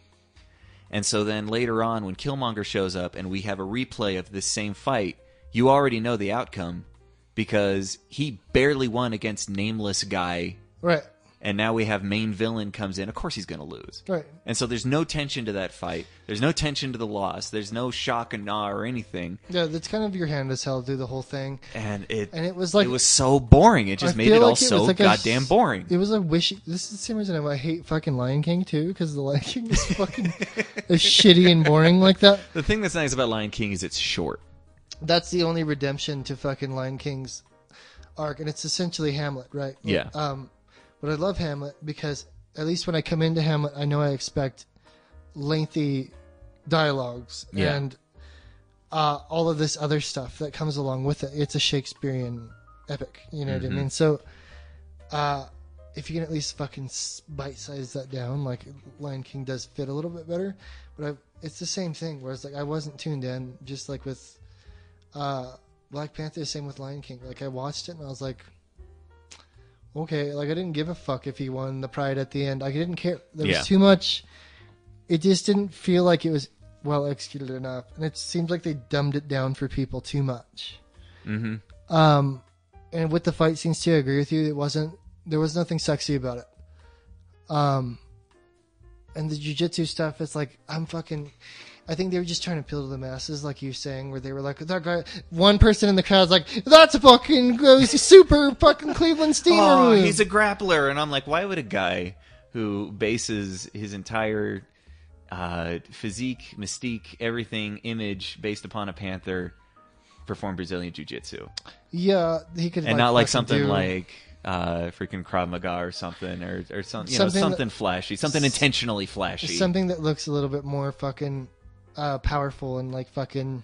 But instead, he's going for grapples and choke holds. Yeah, and are you kidding me? Aren't you supposed to be fighting to the death anyway? So it doesn't really look like a death fight when you're rolling around. And I know the blah blah blah. We can get into the fucking effectiveness, and I'll start rolling my eyes. The fucking we're talking about comic book. Superheroes with freaking. There needs to be a cutoff. The guy takes freaking mystic African weed to get his superpowers. And he eats a fucking weird thing, right? Or just smokes it, or what the fuck does he do? Like, and then he has powers. And then he talks to dead people, and then he has powers. It's Lion King. It is. It's fucking Lion King. He talks to his dead dad, right? And it's like, oh well, now I can fucking win because my daddy believes in me. But the other guy, because it was Apollo Creed's son, right? Yeah, as Killmonger was the villain. But that's what won them the Oscar, was his fucking storyline. So you cared about the bad guy more than the fucking good guy. Yeah. And that was my problem with it too. I was like, do you even know like what I get? And it was that these guys who made the script, obviously they didn't know what to do with Black Panther as a character. And instead they wanted to do a Spike Lee movie. Make a Spike Lee movie, Spike Lee plot line, and just base it all around the villain. And it was wasted. Like what did we just watch? It was like Batman, where they fucking didn't give a fuck about Batman at all, and it's like all about the Penguin and the fucking Michelle Pfeiffer. Mm-hmm. It's the same thing. Yeah, only back then you could get away with that shit. Apparently they got away with it here because they won some fucking Oscar for it. So what the fuck do I know, right? Like, right. I'm not edgy enough to fucking. I'm not hip enough to fucking be with it, because I feel like there's too much hot button issue with the fucking race sticker being on it. I never was that impressed with the film. I just am not. And I'm not saying that to be a fucking edgelord or a troll, like I admitted earlier. I just really wasn't into it. I love that whole that South Park bit where he doesn't understand why Token didn't see Black Panther. And it's because his parents didn't want him to see it because it's PG-13. Right. But he doesn't believe it. And so he finally comes to the conclusion. He's like, oh, you didn't like it either. And you can't admit it. Right. It's okay, Token. It's all right. Right. And that's the fucking shtick too, is because they fucking always call people out for fucking the exact time. This is why South Park remains the reigning champs. Yeah. Because their writing is so. I was watching a documentary on them the other day on like how they can get away with this fucking gaudy, racist, fucking horrible things. You know what I mean? Horrible things. It's because they never lose sight of the message they're trying to get. The actual story, that they're trying to tell. Which is why they get critical acclaim and nods from like serious critics. They have college courses that talk about their episodes. Yeah. Because they execute them beautifully. And there's boring seasons and whatever else, but it's an episode like that where they're fucking calling people out for the absurdity of their behavior. You know what I mean? Yeah. And I can't wait to see this next season of fucking South Park. I hope they do a whole Corona thing where they fucking. I hope they do. Or mention something about it. Or just like fucking call it all off as a joke anywhere, where they're like, oh, well, that fucking was a passing glance. You know what I mean? Because they did the Trump election thing, and then they were writing it as they went. Yeah. Because they didn't know who was going to win, and they didn't really give a fuck. But they built Garrison as Trump, and they're like, well, now he's the fucking president. So they fucking just run that joke. All right. This is what we're doing with Garrison now. And I love that kind of stuff because they're not afraid to fucking get shot down for it. But as opposed to like Black Panther, where it was like they tried to like set it with nobility this whole time, but I never felt like it was a noble cause for this movie. It's a fucking comic book movie. Yeah.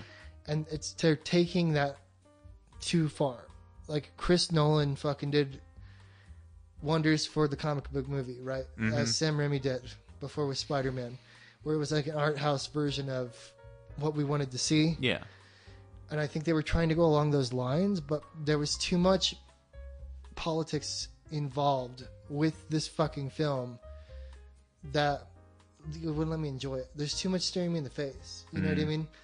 And nobody would call anybody out for it. Just Right. like South Park finally said something. But for me, like, I let it come and go, and I was like, yeah, it was good, but like, really, like, I didn't feel anything about it afterwards. I was like, No. it was kind of like a fucking. It really made me tired watching the whole thing. Like, it was the whole concept felt tired. Like, for the reasons you're talking about, where they just poor execution. It was of the just whole thing. overall, I would say, is just poor execution.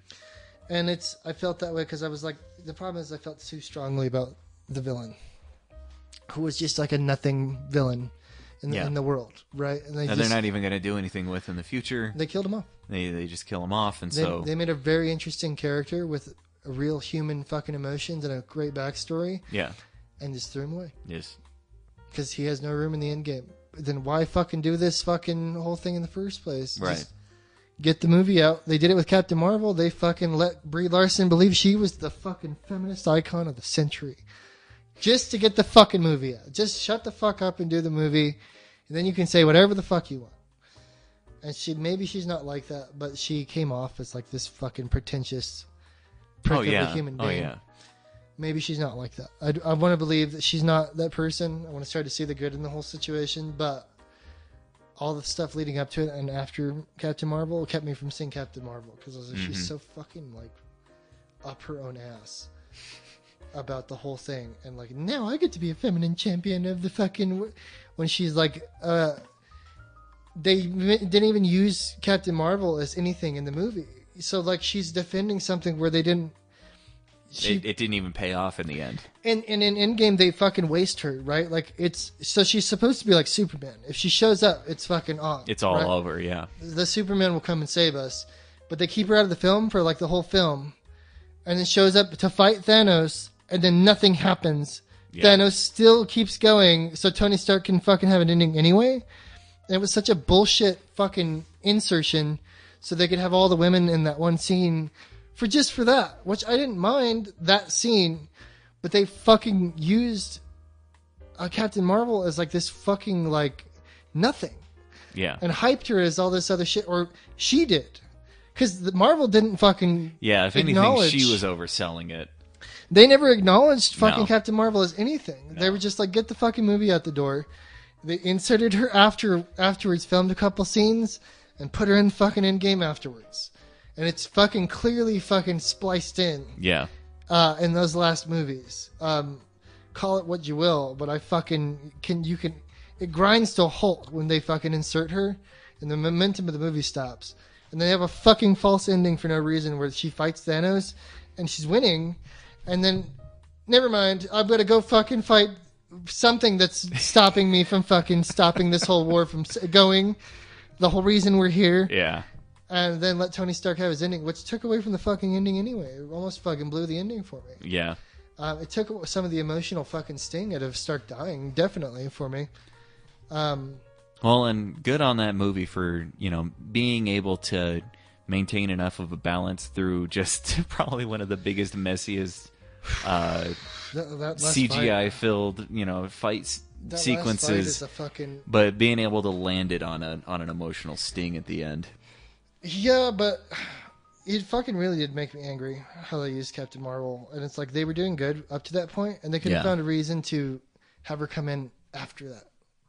You know what I mean? She could have shown up and been like, well, you guys managed just fine without me, blah, blah, blah.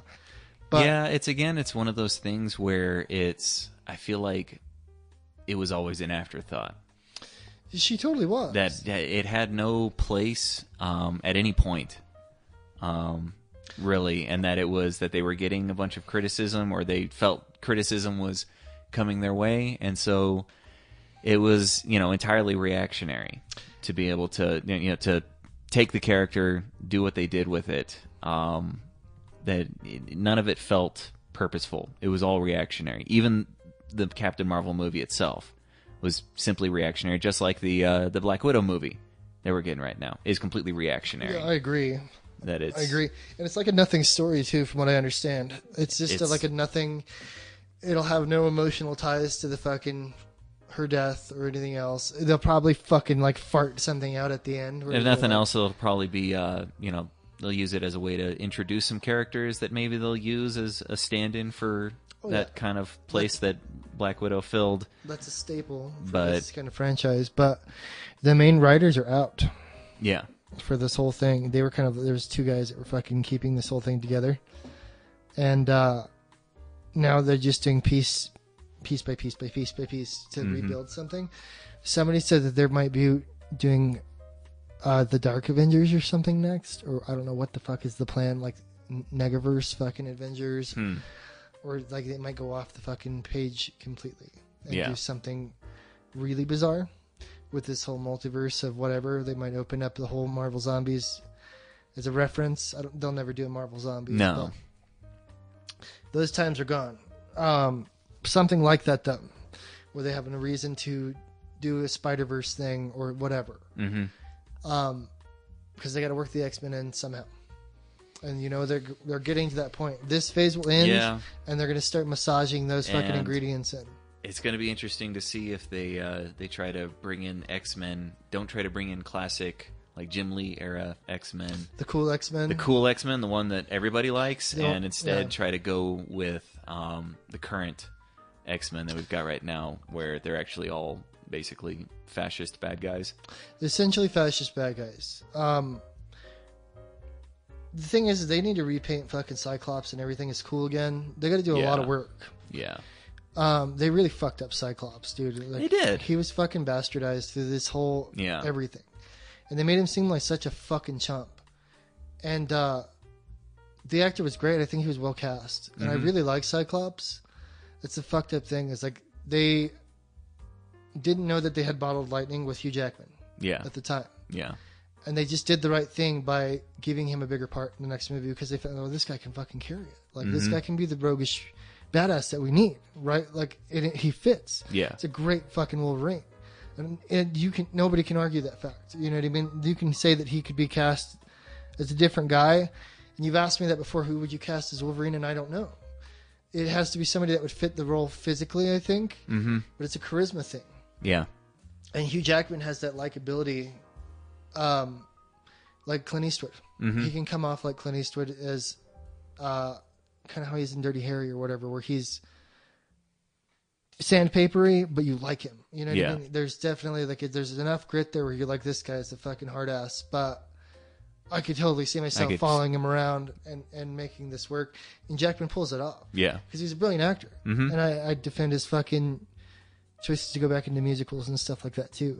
I'd like to see him break that mold, which he's done so far successfully, in my opinion, with The Greatest Showman. But the guy who played Cyclops, he was in the Sonic movie. Yeah. And I forgot how much I liked him, even though they just let him play this vanilla whatever guy. And I was like, but that's ideally Scott for me, as he's just a regular guy, just a likable dude outside. Yeah. But when he's fucking Cyclops and he's running these Black Op units to hit these strike, whatever, they're doing something X-Men and fucking cool. Then he turns it on and he's the fucking leader. He's the leader, yeah. He's like a lot like Superman. It's the same qualities where he's like a really cool dude. Yeah. And him and Wolverine get along for the most part because he's a nice guy. Mm-hmm. Despite him wanting to fuck his girlfriend, you know what I mean? He's still like, they get along at a certain point. You know what I mean? Yeah. There's just like a mutual respect there. Yeah, because he earns it. Like he earns it in these combat missions where Wolverine's like he's fucking can carry his own shit. You know what I mean? He can take care of himself. They never painted it that way. They always used him as like this fucking like beta cuck fucking whatever. You know what I mean? And it's all editing and how they chose to fucking reset the film. Yeah. Because I know he fucking did some other stuff where he was great. Like the first two movies, he's doing cool X-Men shit. And then they fucking don't use him for anything. Like, see the cartoon. Look at the cartoon and tell me how they use Cyclops properly. And that's how they execute it. He carries all the way through the Apocalypse stuff, Murder World, you name it. He's there holding it down for the team. And they fucking have to re-envision that and get away from Wolverine somehow in a way that's not going to fucking make people cringe. And I don't know how they're going to do it. I don't know. Yeah, it's going to be... Well, the whole concept of the X-Men as far as in the continuity of the comics was it was all made on its own. Right. It was never made to be something to cross over. It's not integrated with- in anything else. No. Yeah, it's its own. That's why it's so powerful and stands alone so well on its own. There's no fucking crossovers with Spider-Man, no Fantastic Four. It's this Yeah, fucking... it wasn't until Secret Wars that they started actually Right. mixing the waters and mixing the paints. But before that, yeah, everything just kind of generally existed isolated from each other. Which as, is what made them as their stand own out so hard storylines. as their own, with their own characters. And Yeah. their characters were so strong because it was this crazy acknowledgement of racism. Mm-hmm. You know Well, what I because mean? like Days of Future Past, that kind of a storyline doesn't work in an Avengers universe. You can't. And that's why it came out and everything. I believe before any Secret Wars or anything, and so it was just entirely. It's like, okay, X-Men universe, dark future, like how would that play out? And if you thematically, if you throw in Avengers into there, it's a completely different story. Yeah, because they're not going to let that happen. And so I don't get how they're going to try to introduce an X-Men storyline with the classic characters portrayed in a classic manner. So that's why I think they're going to go with this modern iteration of X-Men that is just really not going to sell well to people. That stings, dude. You've been thinking about this as much as I have, I Yeah. guess, too. I've been trying to really put thought into it because I was like, what I want out of it is not what we're going to get. No. Because Deadpool fucked that up for everybody. And how It they did, used- and people don't want to acknowledge the damage that Deadpool did, he fucking potentially fucked to up. the franchise. He fucked up the X-Men thing by making it a big joke. Yeah. And so, like, it was already a joke on its own. Mm-hmm. But it was due for, like, a solid reboot. You know what I mean? And Yeah. they could have salvaged it with a solid reboot.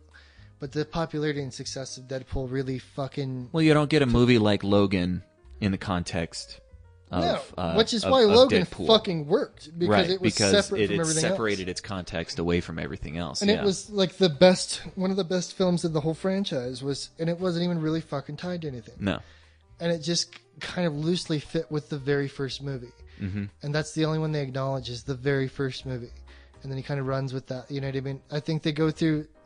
They don't even really talk about Jean or anything else. No. You know what I mean? Like, it's just a touch on the first one. And it was like a love letter to what it should have been and could have been. Mm-hmm. You know what I mean? Just a remembrance of how good the first movie was. Like, it's not a perfect movie, but Yeah. proper use of characters, great casting. Fucking Ian McKellen is the bad guy. Fucking Patrick Stewart is the good guy. Fuck, like, you have everything kind of fitting in place. Darth Maul's the fucking Toad, which was weird, and like nobody knew that until way later. Mm-hmm. You have fucking Sabretooth fighting Wolverine. Everything was in there. Yeah. All the pieces I needed for X-Men were there.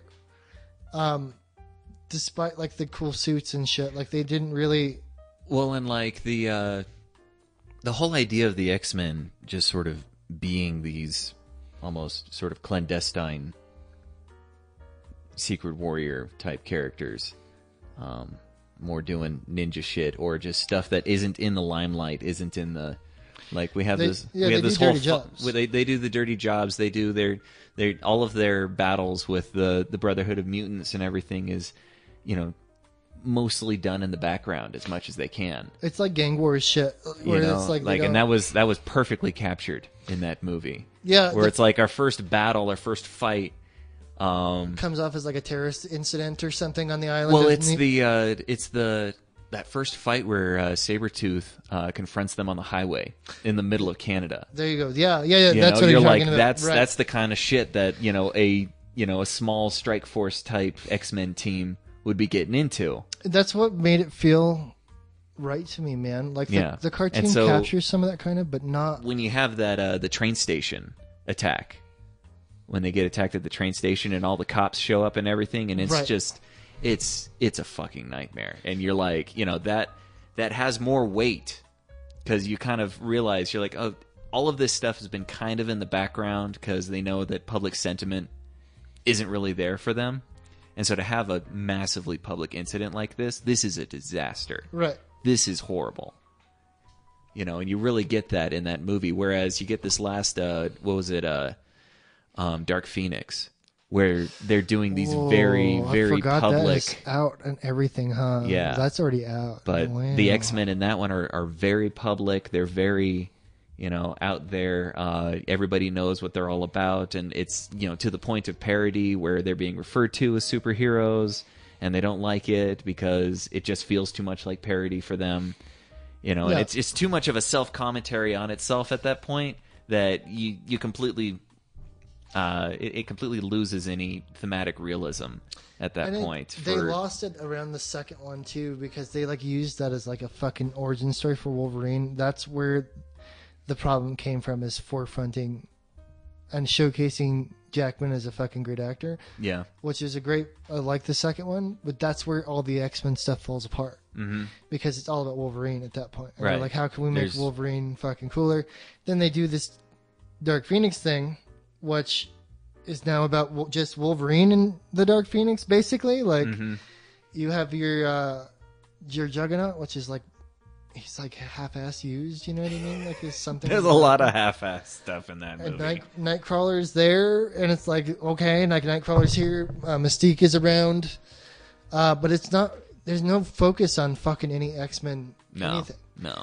And it all falls off after that, probably halfway. No, it's what one is where fucking what's his name dies. Cyclops gets killed off at the beginning of 3. At the beginning of 3, yeah. But they already fucked this up because she dies at the end of 2. She gets smashed when the dam breaks. That's it. She's killed off at the end, allegedly at the end of the movie.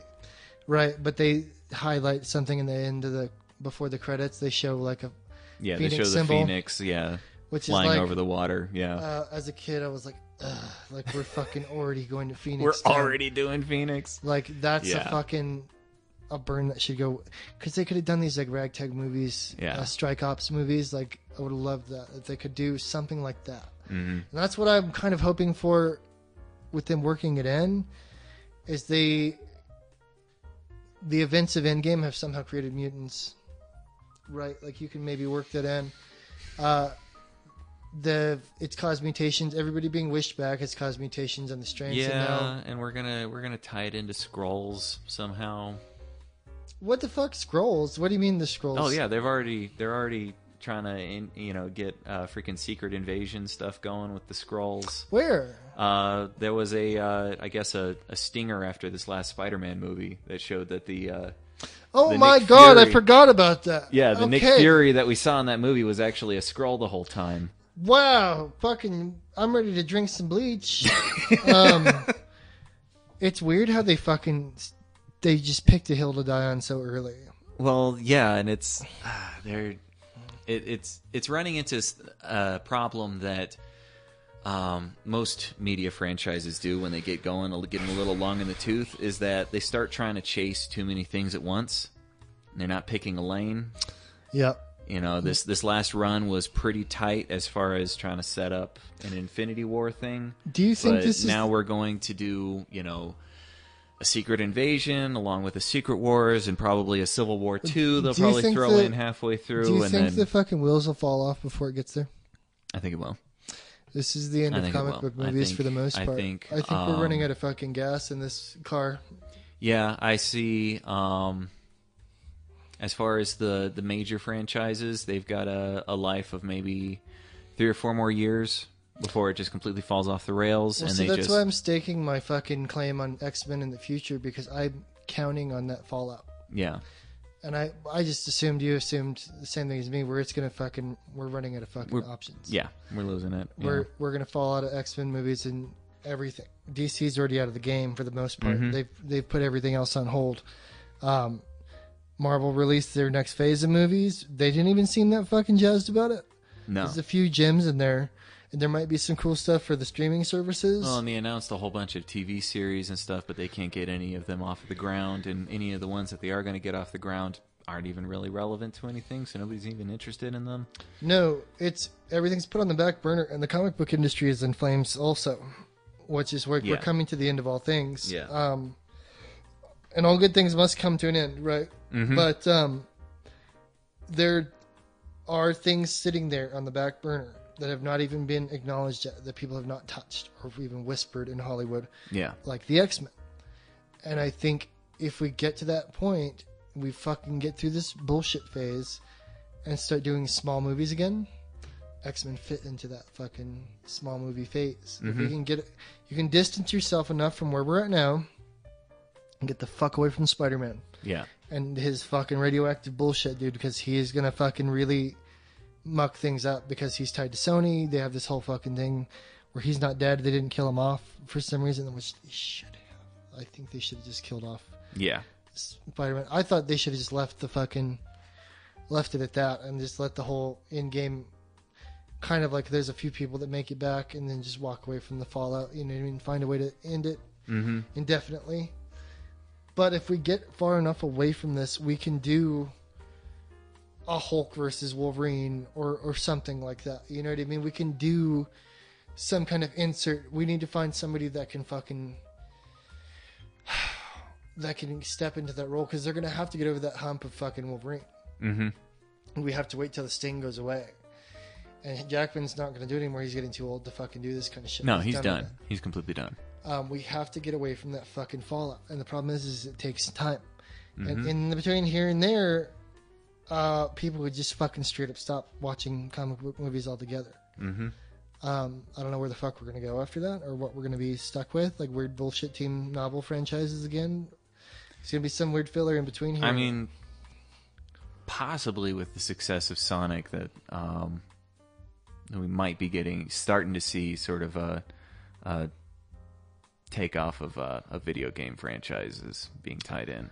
I don't know, man. There's a lot of stigma there. I don't think it's going to make it.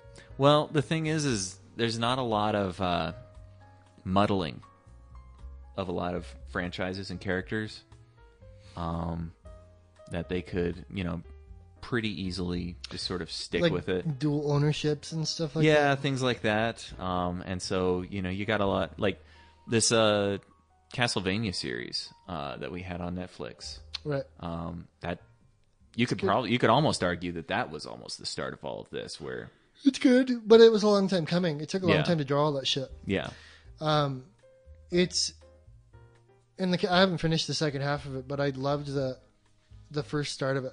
This is why I can't fucking shit on Netflix completely because they have these little gems, weird projects that they launch, and a lot of people wouldn't even watch that Castlevania. I bet they looked at it and they were like, because as soon as they get to the fucking fetuses falling from the sky, like it's raining fucking aborted fetuses, that's when they're gonna be like, okay, I'm gonna get out of here. Like, and I was like, the fucking balls to do that. Yeah. Like, the balls to fucking set that pace for this series. Mm-hmm. Gives me hope for that kind of shit. But they're inventing a story out of almost nothing. Mm-hmm. Because they're doing late Castlevania stuff where they're not doing like the beginning of early, the fucking Castlevania stuff. So they picked something that had nothing to do with any of the other shit. Maybe we'll get something from it, but I don't see anything coming out of Castlevania. No. But I think just these isolated little incidents, it's kind of like, in the late 90s, early 2000s, there were some isolated comic book movie successes, isolated from each other, that kind of got people to the point where they were able to start doing stuff like X-Men and Spider-Man and see success from it. Yeah, but that's back when it was a one-off shot. Yeah. The only difference between that and Sonic is that it has enough kid-friendly popularity to have somehow survived the 90s. Mm-hmm. Nintendo has backed out of doing a movie. They're talking about it, but they've backed out completely of doing anything movie-related for a long time. Nintendo's pretty gun-shy. And Sega is run by complete idiots who have somehow fucking managed to get this Sonic movie off the ground. And it just worked. And it's not like it was a fucking great movie, but I'll be damned if I didn't have fun watching it. It worked. It worked. It fucking worked. And I fucking know they lost their ass on that film because of the reshoots, right? The margin of success definitely grew. I'm sure they fucking lost their ass. I've never seen any numbers off of that movie, but I'm sure the reshoots and stuff, like just to reanimate it, were I don't fucking know. painful. I bet you they were painful. Unless it all is some fucking bullshit and it was set up like that the whole time. Nobody's that fucking good to do any conspiracy on anything. Yeah. I don't know where we're gonna fucking go. There's talk about a Gears of War movie, but they've been talking about that since 2005. Yeah, forever. Batista wants to do it, but the problem is it's gonna be a schlocky, shittily done. Because Gears of War is fucking played out fucking bad. Oh yeah. Right. It's not gonna be a fucking small ragtag team like in the first game where it's like a small unit and we're losing the war, and maybe this team of like fucking the Dirty Dozen can fucking pull something off. They're not going to do any story like that. Mm-mm. There's no way. Not with Batista involved. You know what I mean? They're going to do something big and fucking retarded. Yeah. They talked about a Metal Gear Solid movie. That's possibly going to happen now because Kojima doesn't own the rights to any of his shit, and they will bastardize anything that he put out. Yeah. To fucking, which is why he did this Death Stranding thing with fucking real directors and real actors as like a play to fucking try to get movie stuff going. That's what he's leaning he's leaning most into. likely to Yeah. is multimedia stuff so he can get his fucking foot in the door. But as far as that waning any success, I don't see any. I don't see it. Yeah. I don't know where we're going to go next. I don't think we'll go back to any like good, because we're getting to a point where we're getting good movies again. But Tarantino's about to get out of the game. Yep. And all these directors that we love and respect are few and far in between. Mm-hmm. I did watch The Lighthouse the other day, and it showed a lot of promise. Yeah. I'm a big fan of that guy. I don't remember his name at the moment, but The Lighthouse was enough of a fucking acid fever dream to me just be like, I loved it. I was like, it was fucking brilliant. I can see it being really hard for people to digest if you watch it. I haven't yet. I still need to. It's fucking hard to digest at first Mm-hmm. because it comes in waves. And that's a great drama between, because Willem Dafoe and fucking, what's his name? Robert Pattinson, yeah. Pattinson is fucking fantastic in this film, dude. Yeah. He's well cast, but he's firing on all cylinders, and they cast him perfectly. And they let him, it's a great movie to just let these good actors fucking run wild. You know what I mean? But the events fucking get weirder and weirder as the insanity draws on. And there's this whole subcontext of gaslighting each other, Oh, okay. where they're like, there's fucking heavy gaslighting. You'll see something happen, and then they're gaslighting you because they're like, no, you didn't see that. You saw this. And they're trying to convince you that you saw something else. And I was like, what? I was like, Now you fucked me up. why am I part of this? I was like, you guys are fucking crazy. Not me. I'm not crazy. I just wanted a Pepsi. Like, all I wanted was a Pepsi. Just one Pepsi. But it was really good because they somehow find a way to include you in the process of falling apart without you, like, because they're making you question what you saw. Right. You know what I mean? So Right. you're getting gaslighted as you went through. So it's beautifully executed, but a very weird movie. Mm. Very hard for anybody. It's not super accessible. If yeah. you just fucking come in and try to digest that movie, you'd be like, what the fuck is going on? It's definitely not a middle America. Everybody can watch this movie. Yeah. Like, The Witch is more accessible because they chose a religious theme, and that religious backdrop is accessible to everybody to walk in the door. Right. Because it scares you as a kid. So, like, church stuff is kind of scary. The whole idea of hell and God watching you do, that's a very intense fucking thing to grasp as a young child. There's a God watching me fucking do stuff all the time. You know what I mean? Like, Yeah. it's this fucking, that's why church is church, right? So it sets that theme. So it's easy to walk into, which is why The Exorcist was so crazy of people at the time, because it's already too real, because it's plugged into the back of their mind as a theme that you don't talk about. You know what I mean? We don't talk about going to hell because it might definitely be real. So we're not fucking acknowledging that fucking elephant in the room. And they play with that format and that theme. The Lighthouse doesn't do any of that. And The Lighthouse comes in fucking pretty raw. And then you fucking, as the time flips forward, they start purposefully misplacing you in the movie. So like your dates are misplaced. You think you have a starting point, and all of a sudden it's jumped forward, and you don't know, they don't acknowledge You it's don't jumped think- forward. yeah. And you're like, oh no, you're part of this too, this whole time. Yeah. And you saw this, but they're arguing with the other character. You just fucking did that. You fucking just did that. And they're arguing. And he's like, and I'm like, what did I see? I was like, Yeah. wait a minute, what did I see? Because like I saw it. But they fucking turn it on you the whole time, and they do a good job of creating that unease and discomfort. He's a great director, where he's created this. I think it's what Shyamalan wanted to be all along. Mm-hmm. You know what I mean? This edgelord director that's making these really fucking high concept fucking horror films. Right. But like he's blowing like Jordan Peele's shit out of the water. He's blowing all these other things because he's doing these like fucking really cowboy concepts where he's taking this like really fucked up H.P. Lovecraftian tale and applying and just enough reality on it where you're like, now I'm uncomfortable. Now, yeah, I can. I'm fucking inserted in this. I'm somehow. now part of it, or I could see myself being a part of this. So it definitely deserved it because it got an Oscar nomination for Best Cinematography. It worked. It definitely is worth it because they chose smaller format, so it's like framed like a 35, Mm-hmm. and it's black and white. Yeah. But it's digital film, but it's framed as a 35 millimeter film the whole time. So like you're trapped visually. They trapped To a smaller the screen window, to a smaller window smaller that view, you watch yeah. the whole film from, which would be annoying to some people at first, I'm sure. Yeah. But all of a sudden you realize that that's supposed to make you feel a little more claustrophobic. So little choices like that, what was put together. That's what gives me hope that we'll see. There's still good movies coming. There's not the end of film. In No, general, this is not. but it's definitely the end of like the schlocky blockbuster. That's probably, in all likelihood, I assume that might be Endgame, which is probably the last blockbuster. I can see that. Yeah. I think And you're not the first person I've heard say that. I'll die on that hill. I feel like there might be stuff that comes close, but we'll never see anything again quite like that. But there are beautiful art house films. Now that like I've come into this tempo where I'm looking for this stuff, you have to sift and find them. Mm-hmm.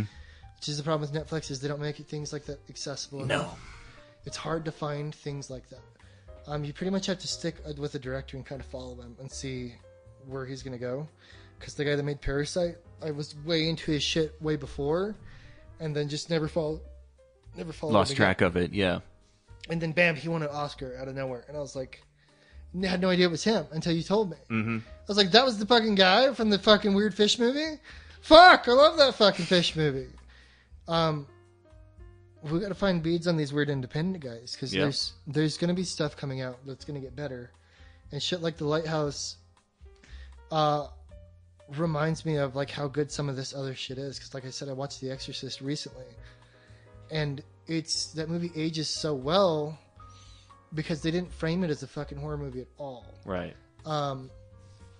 It's framed as this character's story arc. The priest acknowledging his faith finally being challenged by something real in front of him that he can see tangibly and touch. Right. When the whole idea of Christianity is just a backdrop and a backsetting for your life, and you don't fucking ever think about going to church and stuff. It's just something you do. Mm-hmm. But now the fucking devil's really in front of you, and you are the only one who can save this child's soul because you're fucking pulled into this situation. Right. So whatever personal things that you're dealing with or whatever, it's time for you to buckle up and get this figured out. It's this interesting. Now you got a job to fucking do. romp. Yeah, and it's this romp where he has to fucking choose. And he's writing co-pilot to this guy doing this exorcism, and he's like, fuck, man. Like, he's just watching this unfold as you're watching it unfold, but his reaction is what made that film so volatile for people. I guess it freaked people out when it first came out. But it's just the fact that it's questioning the dogma of the church without even fucking doing that. You could argue that it's a far more religious movie than Passion of the Christ or some of the other things because it's about challenging one's faith and choosing to fucking proceed despite like being slapped in the face with like fucking a real issue. You know what I mean? Right.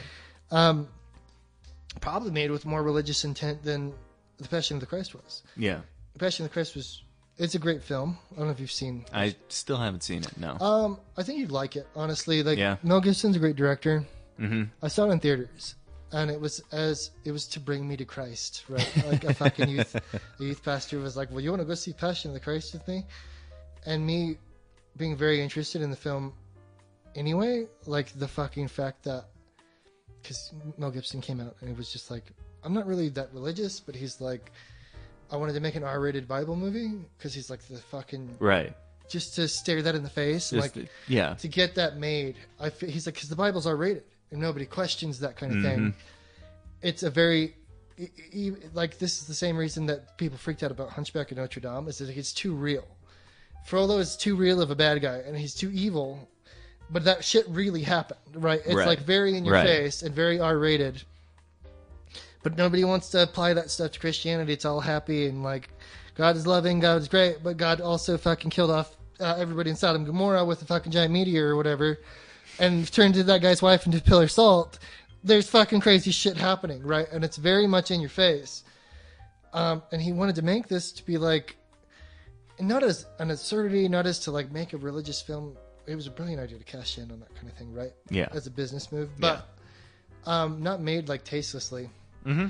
And I could argue that same thing for The Exorcist, where it was made with the right ideas in mind, but probably more so with like Catholic influence on everything else before like this whole pedophile thing really tainted the whole idea of the Catholic Church to the public eye. Yeah. Creating like possibly, I've heard stories that it made more people like become religious and go the path of becoming a priest in churches and stuff like that. It's like a religious experience for some people to see something so shocking at the time. You know what I mean? Right. So who knows? Maybe you take it for what you will, but it's one of those things that's like aged well because it was tastefully done in that sense. You know what I mean? And then the sequel is all about fucking pure garbage. Like, it's just about the monster coming to get you. Boo, boo, boo, boo, boo. And I guess the third one's not about that at all. I definitely want to watch the third one. Yeah. Because Red Letter did this whole thing that spun it in a different light for me, where it's another character arc and drama of them dealing with the same situation, and like it's you finally being set in front of you with the fucking things that you said that you committed your life to this whole time, but now you really have to do it, and it's like, can you be that person? You know what I mean? That fucking is quite the penance to pay for something like that, and it's that kind of character drama that maybe freaks people out because people realize they're not. I think it freaks people out because it's something that even outside of a supernatural setting that people can relate to. It's, you know, the whole crisis of faith idea of you are, you know, whether you're religious or not and stuff, everybody adopts a kind of an ideology, and eventually you're going to run into something where now you got to act on that ideology. And are your principles, you know, or even is your character strong enough to be able to act in the way that ideology expects you to? Or are you just going to abandon it at that point? And that freaks people out because everybody's afraid of running into that situation. Yeah, and most people never run into it. And being fucking confronted with it is what fucking probably scared them. All the little people that carry their little crosses around and stuff like that. Are you fucking really that religious when it comes down to it? Like, if you fucking really have to perform an exorcism, or you're fucking put into a case of actual stigmata, and now you're fucking...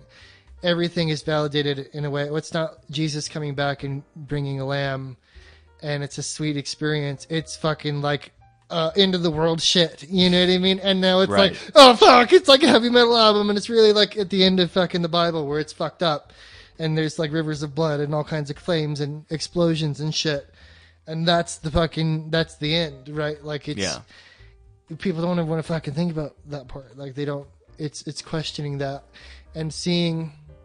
Which is why Black Sabbath was so prevalent at the time, because all of their stuff, which I would argue is more religious than Christian music today, because Christian music is so wishy-washy today. My mom listens to the fucking worst shit. You know what I mean? Like, it's always like Third Day or fucking some. It's always the same fucking worship songs that they cashed in, and South Park made a joke about it where they did the Christian album singing with frankincense and myrrh, and they'll tell you whatever they want as long as it has a fucking cross on the label, and it's not real Christianity. It's not really faith. It's just you feeling good about yourself because you have this safe bubble around you. And when you're really confronted with like the real part, like Old Testament stuff, that's when things are like, well, maybe we can't fucking get to that point, and nobody can make that jump. Like you're saying, is it's a little badge, a little sticker you wear that you can walk around with. But it's if you're really confronted with something like that. Well, and it's interesting also because you had that latest Mel Gibson movie. Was it Heartbreak Ridge? Heartbreak Ridge is not. No, not the one. What was it? What was the one? We Were Soldiers. No, it was the World War II one with Andrew Garfield. Oh, Hacksaw Ridge. Hacksaw Ridge, that was it. Where it's this guy who has this ideology and of total pacifism, and he's confronted with the biggest conflict in mankind has ever faced before at that point, and he's thrust in the middle of it, and everybody's telling him this is what your job is, and that goes directly against his ideals. And so it's like, okay, this was all nice, and everything was nice and comfortable, that you could comfortably, rest on your laurels with your ideals, that you're a good person. But what are you going to do when you're actually confronted with sort of the ultimate opposition to that, where the entire world is at war? How are you going to hold on to your ideals of pacifism at that point as well? And so it's things like that. And, even with all of the hate that Mel Gibson gets, I think he was able to tell that story so well in such a way that people really couldn't ignore it, and still had to give him props for it. It was just didn't like, ignore it at all. damn it, like, man, we may think you're a piece of shit, but you are a really good storyteller, man. But I think he does that controversial shit on purpose to fucking keep the attention on him, hype it up. I mean, like, you can say anti-Semitic shit, and it's like, in Hollywood, I'm pretty sure there's a lot of fucking spitting back and forth of fucking horrible things behind closed doors, right? But, and say what you will, I've always liked Mel Gibson's stuff. He does very controversial topics. Mm-hmm. And he's allowed to get away with that because he's Mel Gibson. But he's never been considered like a normal dude. Right? No. He somehow fell into the heartthrob and thing. And then he's been playing a crazy guy like his whole life. And so now when people are confronted with like realistic crazy, he chooses roles because he's not 100% there. Yeah. He played Hamlet. He chose Hamlet. What's the fucking backdrop about Hamlet? What's the fucking main line for Hamlet is that he's fucking going crazy. Mm-hmm. He can't decide whether or not the ghost he's seeing of his father is real or not. And then goes back to fucking kill everybody because of what that ghost told him. And you could apply all kinds of shit to that and whether or not there's real symbolism or anything. But he chose that role and played it very well. Absolutely. His version of Hamlet is great. But he did that one like The Beaver. Mm-hmm. It's also about a man who's fucking disenfranchised and crazy. And now people all of a sudden are like, well, I don't like it when he says crazy shit because it makes me uncomfortable. I was like, well, he fucking was crazy this whole time. Yeah. He's been crazy. You had to be crazy to want to make a fucking Jesus crucifixion movie that's with a AAA budget. With a AAA budget that's rated R, yeah. With and poor Jim Caviezel like suffered through that. Where it doesn't have like the any twist like the no, and they played it straight. Yeah, where straight it's from just the Bible. Straight, yeah, we're just gonna tell it that's straight as point. we can. Yeah. And that's a bold fucking move. That is. To not be like, because remember that Noah's Ark movie that had fucking aliens for some reason right, at the end? Yeah. Which was like, they fucking really backpedaled that fucking ending. You're like, they get to the thing where, because Emma Watson, and it's like Emma Watson and Russell Crowe, and I was like, cool, we have a movie, and then they fucking pussy out on the end, and I was like, why the fuck are there aliens? And I'm like, I got my Bible and like flipped through, and I was like, there's nothing about aliens here in this fucking story, rock monsters or anything like that. Which version did they read? I was like trying to freak out, but Gibson fucking played it straight, and not only did he play it straight, he fucking reinforced it and double backed it, where he's like, well, the fucking Bible's rated R, and I can't think of anybody who's ever done a fucking straight shot of taking the Bible and done a straight shot movie. No. It's always very melodrama. Like Jesus Christ Superstar. Jesus Christ Superstar. Well, or even you had the old classic Samson and Delilah movie from like the 30s or 40s or whatever. Right. You know, which is a pretty watered down Bible story. It's for very the most watered part. down, and there's they decide, in any film version to just like play it out as a melodrama. Right. They're not acknowledging like the fucking very basis of the whole religion in a movie. Or just even the historical context at the time of like, what is Samson's role in all of this? Like he has no fucking serious role. Well, he's not any kind of a prophet or anything and stuff. He's almost like a Paul Bunyan type figure mythological for the figure, period, mythological figure, but he's going in single-handedly just murdering armies of Philistines on a whim. Like you read through the story, I believe it's in Judges, and it reads like a Pecos Bill or a Paul Bunyan type story. It's definitely a fucking parable, right? It's a lot of fun to read, actually. Yeah, it's because that's Old Testament stuff, right? Yeah. Like that's fucking the fucking 11 kings of Israel shit, where they were fucking doing horrible things towards each other and like defending the fucking kingdom. And it's the Jews have gotten out of Egypt and they're in foreign lands now, and you got all these other countries that Israel's trying to establish itself, but all these other countries just keep moving in, trying to take them over it's or the wipe 12 them off tribe the map. stuff, and, right? That's what you're talking about. And so they, and so you end up with this figure of who's almost like a what would you even put it? Almost like a Wild Bill almost character and stuff. The guy who comes out to tame the West, and and it plays out kind of in that way. But those are the kinds of things that usually end up being adapted out of the Bible into movies. Exactly, and it's because it has there's fucking some sexiness to it with the fucking violence and the love story and shit. And the heroism, or even just the there's a level of irony to the Samson story where he's not really a heroic guy. He's a completely impulsive character. He's not holding up any kind of moral ideals for what he's doing. It's just conveniently working out for the Jews at the time that he's holding back all of their enemies. He's just crushing fucking he's just out there fucking crushing it. Yeah, that's fair, and I can see that. I'd like to go back and watch some of those older films because they do that with. That's why he has the tragic ending. It's both a tale of a hero, but also a cautionary tale of the parable part of it, right? Yeah, That's what I was talking about. Where there's a lesson learned to the whole tale, anyway. Mm-hmm. But not. I mean, I can't think of any other movies besides like that. Noah, they've attempted other shit before, but nothing like acknowledging anything with the 12 tribes, or even like to have the balls to fucking do something about Christ himself. And then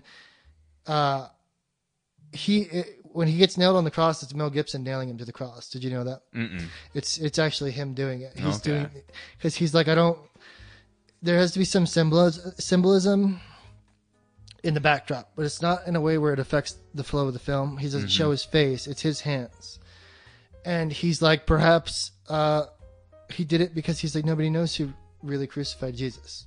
right. Nobody knows if it was the Jews who betrayed him, or if it was Rome doing what Rome did with uprises and stuff like that. And Rome did what Rome had to do to Jesus at the time, because they're like, he's the son of this God. It was like, this is fucking unacceptable. He's fucking causing some, nobody's listening to us. They're all going to his side. So they had to get rid of him in the flashiest way, which is why they chose the crucifixion anyway, because it's like they did this to Spartacus and everybody else at the time. You know what I mean? Yeah. Very showy execution.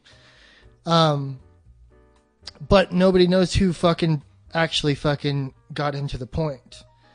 The Romans did it because it was like, well, they're the law in the fucking town, so somebody has to fucking get it to that point.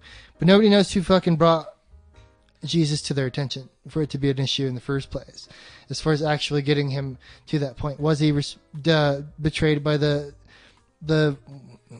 fucking basically the Jews at the time because they didn't like what he was preaching? Mm-hmm. Was it really Judas at the time? So that was like this allegory. So he did it himself. Like, what did Judas really turn and betray on him? Or there's a lot of artistic choices that he made in the film. You know what I mean? I'm trying to find out how to. It's been so long since I've seen the interviews and stuff. You'd have to go back and watch them.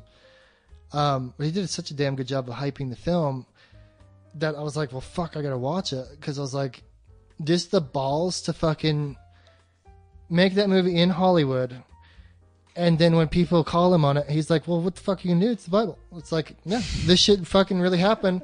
It's like, yeah, nobody knows if it was the Jews or not. Like, the Jews can't really get mad at me. No, I fucking am the one who put him on the cross in the movie. Well, and then isn't there just a level of absurdity to kind of tie your faith or devotion to something to a movie? Yeah, that was what bugged me about Avatar. It wasn't so much Avatar itself. Like, Avatar itself bugs me as a movie because it's bad. Avatar is a really boring movie. Don't start me. What really, really bugged me was people who got some kind of spiritual fulfillment out of it. Ew. And I was like, this is like basic bitch spiritualism. Is this really what happened? I didn't know anything about this. I've met people who are just like, it just like matches my spiritual philosophy about, and I'm like, you're a basic bitch. Like, if you feel that way, what are you talking about? You mean just like spirit, like with connection with Gaia and nature? Yes. Like, and so it's just Fern Gully? Fern Gully shit. Fern Gully? Yeah, it's Fern Gully. It's Fern Gully. Just right. without Robin Williams. Without Robin Williams. That is disgusting. And that drove me nuts. And I met a few people who it's weird because talked the to me that ultimate way contradiction about it. of that is that it's fucking made by this mainstream destructive force. Hollywood itself is Yeah. this disgusting. That's what makes it like destructive so weird. energy. Then for people to be just like, I can't believe you would portray Jesus in this way, and it's like, it's a Hollywood freaking movie. People like, don't take it so freaking seriously. And it's. You still have the Bible. You still have your own faith. This doesn't enter anywhere into that lexicon it should no way at all. fucking rock and you to the Gibson point to where had no intention to do that either. He was just making a fucking movie that would make money. Making a movie that would get a lot of attention and make a lot of money. And make a fuckload of money. Yeah, which it did. It fucking did. But the film was good overall. It was damn fine. I've only had to watch it once. Well, that's the thing is, Mel Gibson, he's not gonna slouch on it. No, he's gonna make a good movie out of it. He made a damn good film, and he has with a lot of his other stuff like Apocalyptico and shit like that. He works his ass off for these movies. Yeah, it's not making like he's no slouch, but it's that fucking it's the same people that like see Jesus in their tortillas. You know what I mean? Or fucking see it in like a fucking grain of the wood, or they see and it's white Jesus, so he picked a white Jesus instead of a fucking Middle Eastern Jewish man to kind of play Jesus. He picked sexy Jesus for the movie just to fucking play with the fucking theatrics of the whole thing, because the Catholic Church definitely hypes the theatrics of sexy Jesus all the time. He's definitely fucking like ripped and fucking well fed and not living in the desert for fucking most of his life, you know what I mean? Teaching fucking people about God. They picked Jim Caviezel. That's the fucking Count of Monte Cristo himself, dude. Right. You know what I mean? Yeah. He's a handsome son of a bitch. And they cast him in this role, and he did very good. But he was never like an over the top Jesus. He's a subtle actor in the first place. He's not a. He did, and it was a lot of it because it starts out with him in the garden where he's contemplating having to go be crucified. He knows what's going to happen to him when they catch him. Yeah. And he's sitting there praying and fucking talking to God, and he's like, what the fuck do I do? What the fuck do I do? And weeping and walking back and forth. And that's how they open the film, I believe. It opens with him in conflict. Mm-hmm.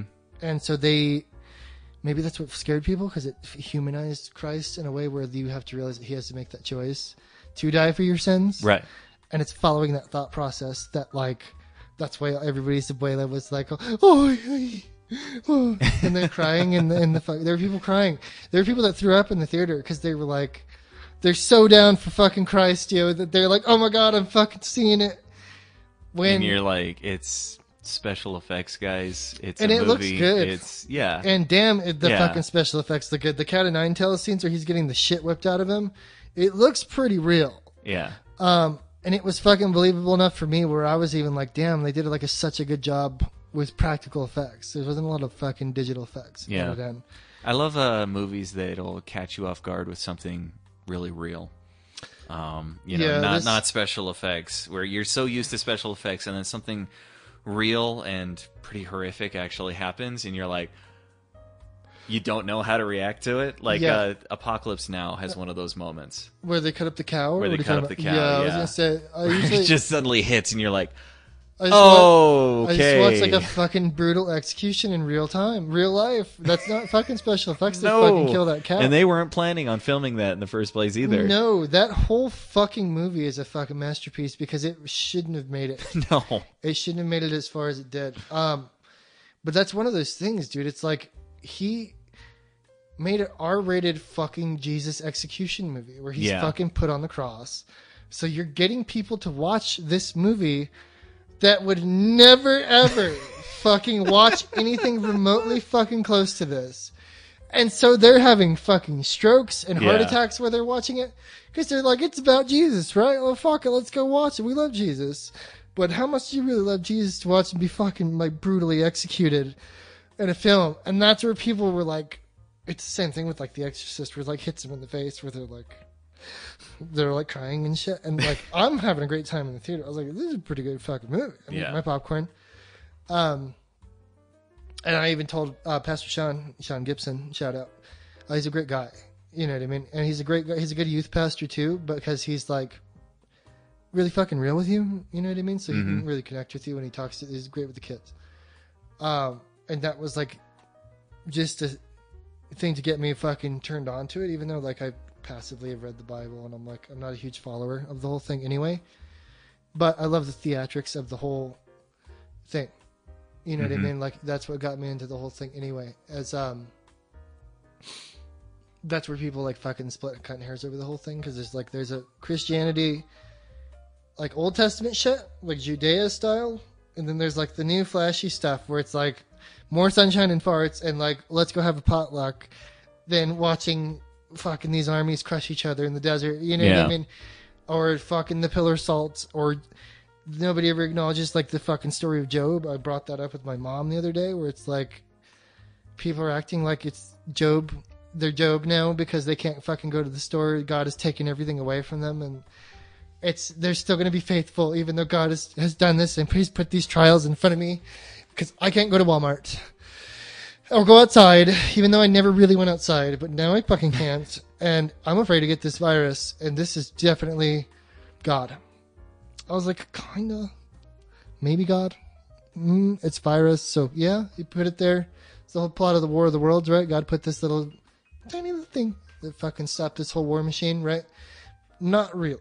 They're just like applying this fucking great suffering to their life, and like, you know what I mean? But they don't really take the context or the parable of what they teach you in Job, which is not a whole lot, because Job is like, well, I'm still Christian, and God and the devil finished the fucking story with, you're right, he didn't fucking break, cool, and he never gives him anything back. God doesn't fucking go back or rebut any of his stuff that he does with Job.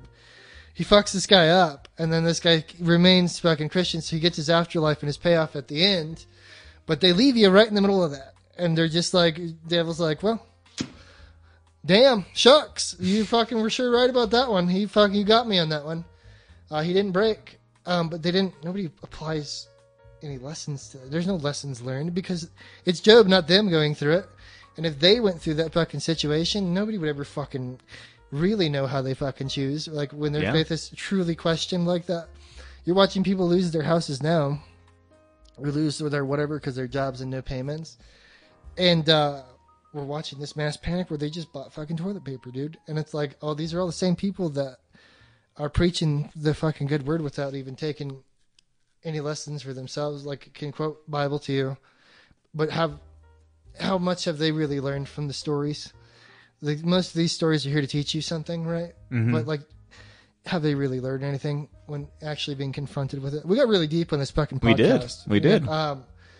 But there's like this whole questioning of where people don't really want to question anything. They just want to keep tugging along in their Steamboat Willie and having a great time tugging down the river. And then as soon as there is an obstacle that affects fucking anything in their regular thought process, if they fucking implode, they fucking freak out, like in Bug's Life where that leaf falls in front of that ant. Yeah. And he's like, fuck! He's like, fuck! What the fuck do I do? He's like, oh god! It's the same thing where we're watching.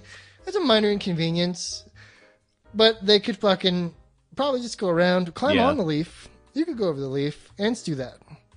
But it's an allegory for what's like. That is really that is going very on. accurate for kind of what's going on right now. It's is essentially fucking. suddenly, yeah, the whole world just they feel like it falls apart, and then they got to turn around. They're just like, I need an expert. I need Yeah. somebody who knows what the hell is going They're on trying to to tell me turn to what to do, anybody. to tell me how to walk around the leaf. And some of them are choosing to talk to God, which take from it what you will, is not going to just fucking write you a handwritten letter and tell you to go buy toilet paper. You should buy fucking toilet paper, God said to fucking Jacob as he went to fucking store. That's just not really how it works. Like, most of those, like, Psalms is like to help you deal with shit, right? Like, those are the stories. Most of those Bible stories are parables with a lesson involved. When it's not like hardcore basis on stuff like Jesus stuff and like leading up to that point, some history with the 12 tribes. There's a lot of history involved with the Bible, but there's a lot of parables involved, like Esther's story and like shit that like may or may not happen, but it's a lesson for you, Yeah, right? yeah, Whether or not it actually happened, like Queen Esther, I guess they can prove, but there's some stuff like the splitting of the ocean for Moses. He probably just fucking went around and they like sexed it up a little bit because you got to fucking hype it for people that can't read. Like when 3CPO is telling the Ewoks about how fucking Luke Skywalker does his swords, he's making noises and shit like that. It's the same thing with Notre Dame. They would build these crazy huge churches with giant murals of the pictures in the Bible, right? yeah, Which is how Jesus got sexy in the first place. Because they're like, well, this is what happens here. So they're teaching all these people that can't read. Oh, okay, all right. Moses fucking split the water. Okay, right. That's fucking pretty cool. All right. And then they're looking at the picture books, and as they're walking through, and this is Jesus on the cross, and he fucking died for you. And they're like, okay, all right. Because they can't fucking read, and Yeah. they're not going to teach him how to read. yeah, So they're like looking at these things. So they have like these strong semblances, and so people need their fucking handheld still to this day through church, which is why a pastor has to come tell you a lesson. This is what fucking happened. This is what you're learning today. And they're like, oh, I like how that applies to fucking kind of my life. Thank you, kind of, sort of. Thank you for that lesson that doesn't really... I need money for my house, is the guy that we used Yeah. to go to. He Yeah. was like, I need money for my third house. He was a dickhead. We went to they were like skimming all kinds of money off the top of this Oof. one church we went to. We found out all this. They were fucking everybody behind closed doors. There was like, so I was like, well, it's just like in the real Bible. I was like, cool. So it's like everybody just kind of has ulterior motives besides Jesus all around it. But people need their fucking handheld on that kind of thing. And when it slaps you in the fucking face, and all of a sudden people have to think for themselves, like you see who fucking really has their shit together and who doesn't. And that's the fucking really the funniest part about this whole COVID thing is like, it probably already happened way before all this shit, and then the media got a hold of it and blew it out of proportion. mm-hmm. And so now we all have to wear masks and do all this other shit. But there are people who are losing their fucking shit right now, Oh yeah, and looking for anything, whether it be religious and finding religion in fucking Avatar or what have you. That's the worst thing I've ever heard. Is the fucking people who found spirituality in fucking the movie Avatar. yep, it happened. That makes me want to drink something from under the sink to just fucking take the edge off a little bit. But I don't know, dude. As far as like using that stuff as good movies, I don't think we'll ever see anything quite like that again. To digress from the whole thing, the loaded gun that we just fucking Bit down on this but- heavy questions and stuff like that. Yeah, But because like it's so schlocky and so cheesy to make a religious movie. You know what I mean? it is. Even for anybody's religion, for any religion on the planet, it's hard to fucking. I couldn't help but think about this one movie. Which one is that? This is Don Verdean. It's made by the guy who made Napoleon Dynamite and stuff, but it's with Sam Rockwell. Nice. Yeah, and basically Sam Rockwell is this archaeologist who goes to Jerusalem, and he basically just like sells artifacts to churches claiming that they're biblical Oh, artifacts. Right. Okay. And he gets hired by like Danny McBride plays this pastor of this When did this come super out? mega church. This came out like 2015. Get the fuck out of here! I've Yeah. never heard of this one. Okay. I don't think it ever made it to theaters. I think he just like released it Oh, independently. I'm gonna fucking rent it then, dude. It But sounds great. oh man, it's Jermaine Clement is this guy, this shitty guy in Jerusalem, who sources all of these artifacts for him. Right. And so he's he's just like this dirtbag guy who he just sends him out into the desert and stuff. He's just like, find me a rock that looks like Fuck, it could dude. be the salt pillar of Yeah, of, it's of Lot's this wife. is the Shroud of Turin, everyone. Yeah, and so, oh man, he gets this guy to send him what he thinks is the pillar of salt that was Lot's wife, and he gets it back and he reveals it to Danny McBride, the pastor and stuff, and it's a vaguely human-shaped pillar of salt, but it's got this protuberance in it that looks like a dick. Right. Okay. So he's just And like, so he's just like, well, obviously we can ascertain from this that part of the reason she was punished was she was probably hermaphrodite. that's And right. just We'll rock the fucking religious world. The best part and about it's that just, is and people, it's just him just running these scams because he's wanna- got other pastors and I love Sam things Rockwell competing against too. him. I Oh love, I love Sam Rockwell, and this is like before because he got an Oscar for 3 Billboards. yeah, I believe so too. yeah, for a supporting al- actor. Yeah, He was always fucking so solid, bro. And he can play these fucking. I can see him cast in this fucking kind of movie, because like, not Napoleon Dynamite didn't work for me. Nacho Libre worked a little bit more, but like as you get a taste for this guy's movies, mm-hmm.